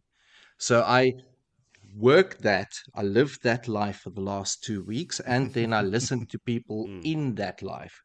So I think the culmination of it just made me really vent furiously. We noticed. But you're welcome to. Use this as like a little therapy session if you want. Get the shit off your chest. Also, we've disagreed about stuff on this podcast before. It's fine. Like, I mean, you're allowed to not like these because you are certainly not by yourself. And I also fully understand that this is not the high point of the series, right? This is not what I'm not coming to the series for Windfinder bargains and Andorran politics. That is the least favorite part of the story. So yeah, I get it. Now that is our friend Halman Norrie. His favorite parts. Yes. Yes. Maybe even Baller. Baller would get off on the politics. Baller would love it too. So would Tom. Marilyn. No, Tom would kill. He would say, like, this is too fucking much, and stab someone in their sleep. Maybe a king. He might not stab them in their sleep, but he would be actively playing Dice to Amar, right? Like, he would be going and talking to people and planting seeds and reaping the rewards weeks and months later. Like, he would be active and not passive. The thing is, like I've always said, I'm really keen on the Dias Daimai bit of it because it was an aspect of the story that went well over my head the first time round. So, like, I mean, that there for me is interesting. The nobility and the noble houses also, those things don't bother me. That for me isn't this, I think this just stagnant state because there's I feel an overemphasis on time stamping it, but then having to build a story around the timestamp. And there's not much story happening for everyone around that timestamp. And it was just, it could have been coupled with timestamp and kick-ass action, maybe someone kicking down a door, maybe a sword, or maybe some sex scenes that would have just spiced it up a bit. Like maybe just throw Brigitte in there with one of the men in the tavern and tell us a story or anything to make it more exciting. Of how she beat the shit out of Even him. that would have been exciting. Yeah. I mean, this is not the most exciting that's- stuff. You know what is exciting? What? Tell us, Mo. The fat leaf from the waste that they use to shampoo their hair. That's aloe, right? Aloe vera. I don't know if it's aloe vera, but it would be being a desert, and any leaf by nature in a desert would be a succulent type plant, so it could be one of multiple. But I don't know if it's aloe vera because aloe vera, although good for the skin, You don't know that it isn't. is toxic, Yeah. Well, deadly poisonous. to dogs. Elayne mentions here a fat leaf from the waste that they use as dogs? shampoo. I can buy aloe vera juice in the supermarket. I picked the bottle up last week. It can't be toxic. It's toxic to We dogs. used to rub it. I mean, I am not a dog. so's chocolate, right? It's also toxic to dogs. Like because it's toxic to dogs Yeah, doesn't poor mean dogs, shit. man. I mean, they we test used- we shampoos used to on put- animals, so I think they wouldn't make aloe vera shampoo. You're making Wow. multiple I'm, leaps I'm in making logic multiple here. things. I think we're digging too deep for good We used to bits. put aloe vera In the wrong on direction. our fingernails to stop us from biting them because it tastes really bad. Yeah. Also, they have an Underdark under Camelin. They do? The cistern of water beneath yeah. the city is fed by two huge underground rivers that disappear into the dark columned recesses. Why is no one talking about this? This is like a way of into and out of the city. Like that's an escape route. It's a way of ingress. Like, are they guarding it? Like, what's happening with these huge underground rivers? I don't know. Maybe they are so underground that it doesn't flow on the surface deep enough to sail in by. I don't know. Maybe it's like spring water. It's being filtered through rocks and stuff. There's no way you could get through. But They the water talk can. about columned caves. Columned like caves. the river disappears. Yeah, but into that's the- where they're storing. Yes, it. where they're storing it. It's almost like in the mountains in Arrakis where they store the soul well of souls, all the dead people's water. I almost imagine something like that. Like, I think more that what they pointed out in bringing that into the story is that they have water, they have food. Yes, I mean They that is are- absolutely everything it, is right. Like there. it was just a throwaway line. Yeah, It's a throwaway line, but Showing it it's- to Aviendha, like, yeah. no need to stress about the We've got splashing of water, don't worry. We'll be cool. Oh, Elayne thinks to herself, it would be the cruelest spinning of fate for Gawain to be caught between his oaths to defend the tower and his love for Egwene. Oops. That is happening. And then I just had a note that Elaine's biggest blind spot is Galad. Like, she assumes that Galad resents Gawain for being the first Prince of the Sword because he would have wanted to be it, and as a young man acting more like a father or an uncle than a brother. But he is older than them, and I bet you he was just trying to look after them. Like, she's got this, like, she's 100%. decided that she doesn't like Galad, but everything I've read about Galad this time through is like, this is a good stand-up guy. Okay, he got a bit swayed. I mean, we all have friends that maybe buy into, you know, cultish thinking from time to time, but you don't hold it against them. You know, like, I mean, we're all subject and vulnerable to persuasion. But yeah, she just, and then she has the thought that, like, she was surprised to find herself equally eager to hear about or from Galad as she was from Gawain. She's like surprised by the fact that she wants that. No, just listen to your feelings. She is warming up. Yes. Yeah. Put those old prejudices away, Elayne. My note here is open your heart.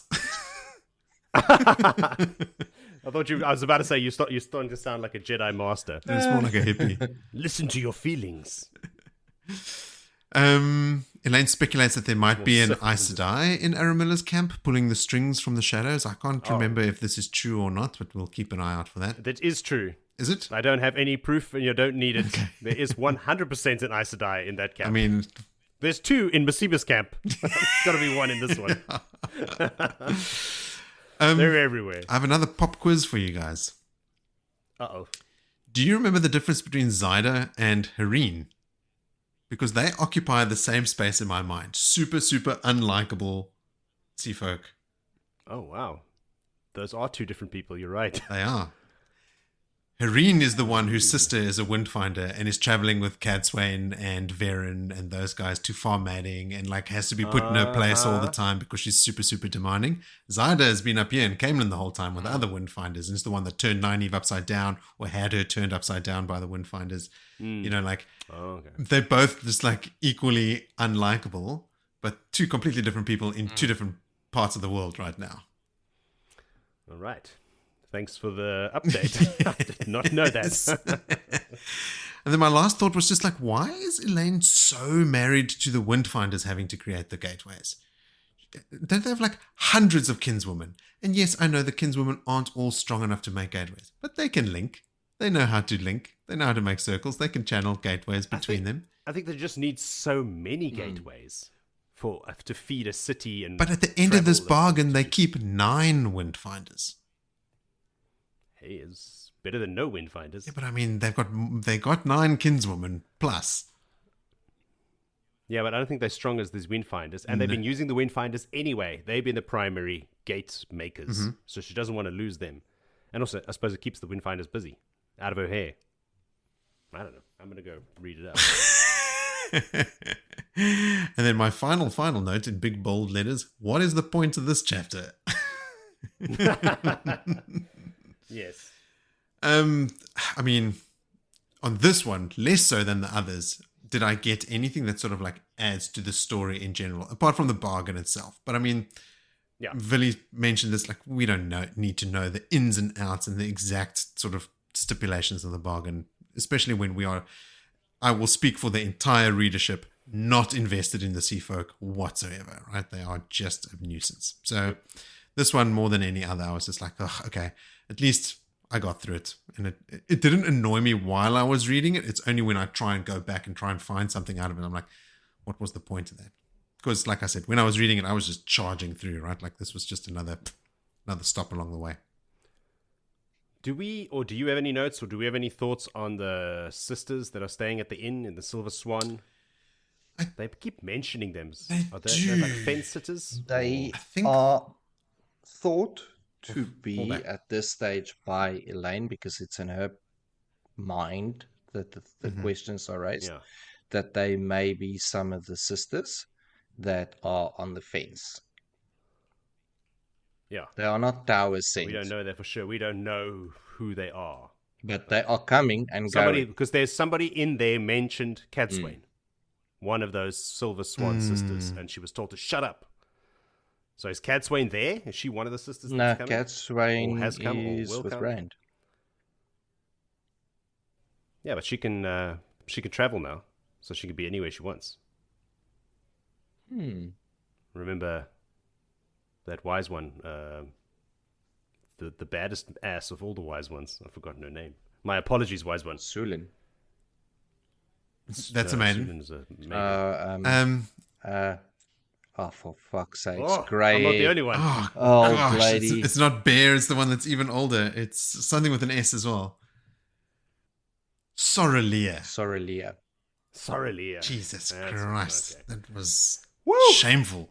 Yeah, so Soralia taught Cadsuane to travel, so she can hop wherever she wants now, and you know she's going to be using it. So she might be there as well, or coming. To the Silver Swan?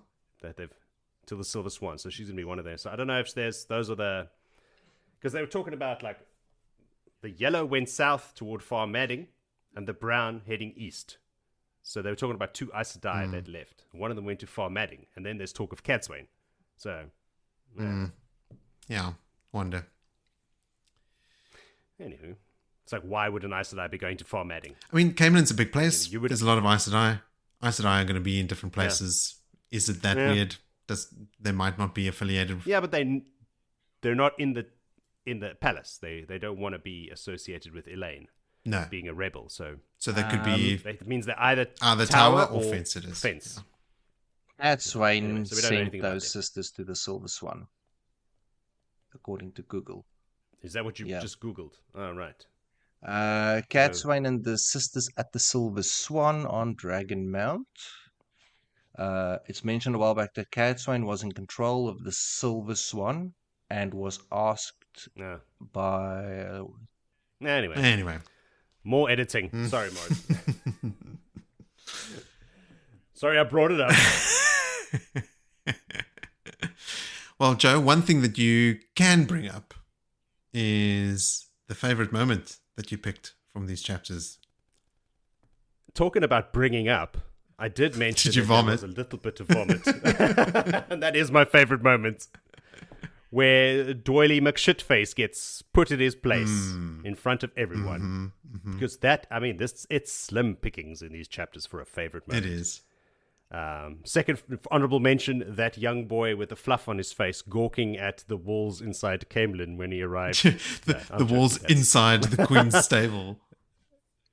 Yes. Ooh, look, stable walls. yard. Wow. Wow, is this a palace? No, this is where the horses shit. Yes. How about you, Vil? Oh, well, I said aviendha. Yeah. But I think the thing that I really just laughed about, because it's all about laughing moments for me, aviendha chortled at Zyda. I mean, that for me is it's like a laugh, like point and do a what's that, Millhouse? I think Nelson. Nelson. Do a Nelson. Yeah. Chortled at. I think that Zyda doesn't get chortled at enough, which is why she has that bad temperament. She needs more chortling. Yeah. And you, Moritz? Mine was Morghese being a badass, deciding to sneak into Tharava's tent to steal the Oath Rod, and how Faile describes her as getting more determined and toughening up the longer that they stay captured. The complete opposite of Alejandre. When Galina hears Magdan had tried to sneak into Tharava's tent in the morning and it's almost noon, she gets all nervous and then has a big fright when Magdan comes striding out of the gush. And like, she looks like a thunder. She's just walking like a badass. Like, she's just been punished by Tharava. And all she's like, she just comes out looking angry. Like, I want to kill Tharava. No, I want to kill her now. That just... Typical Magdan. That does remind me of an honorable mention of Aravine throwing Galina to the ground in a judo hip toss. That's a good one. That's also an honorable... Yeah, I forgot about that.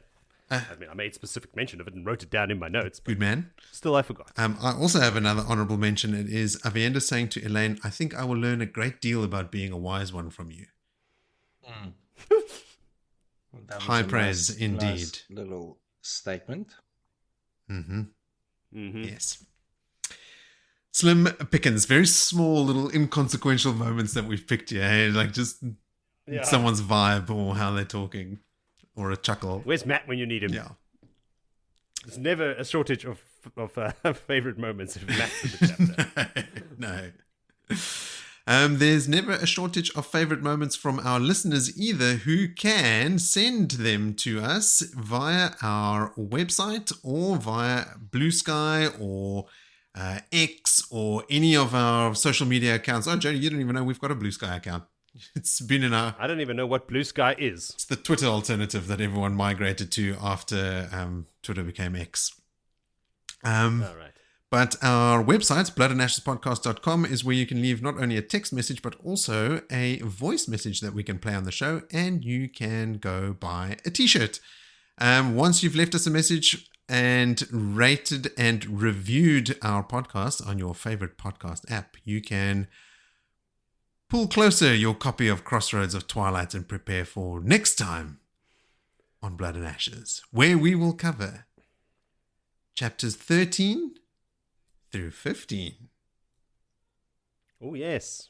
Will you be joining us, Mo? I will be joining you. Yes, 3 chapters. So Willie will do the first one, which is called High don't Seats. even remind me that I'm doing that fucking chapter because I've already gone through it. Like, it's been a Just upset him. fucking terrible Setting him off load again. of Is chapter this the allocations. one in Aramilla's camp? No, this is still in the castle, and there's the 4 high it's seats the of young- their houses, but they are the 5, young 7, ones. and 14.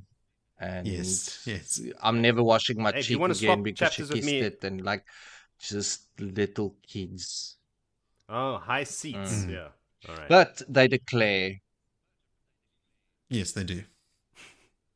Chapter 14 is called What the Wise Ones Know, and I'll do that one. And Jody will do chapter 15 called Gathering Darkness, which I cannot for the life of me remember what it is about. We will find out soon. But before we find out, I will say to you, sleep well and wake. Yes, please do. Sleep pleasant. Sleep petulant. Excellent.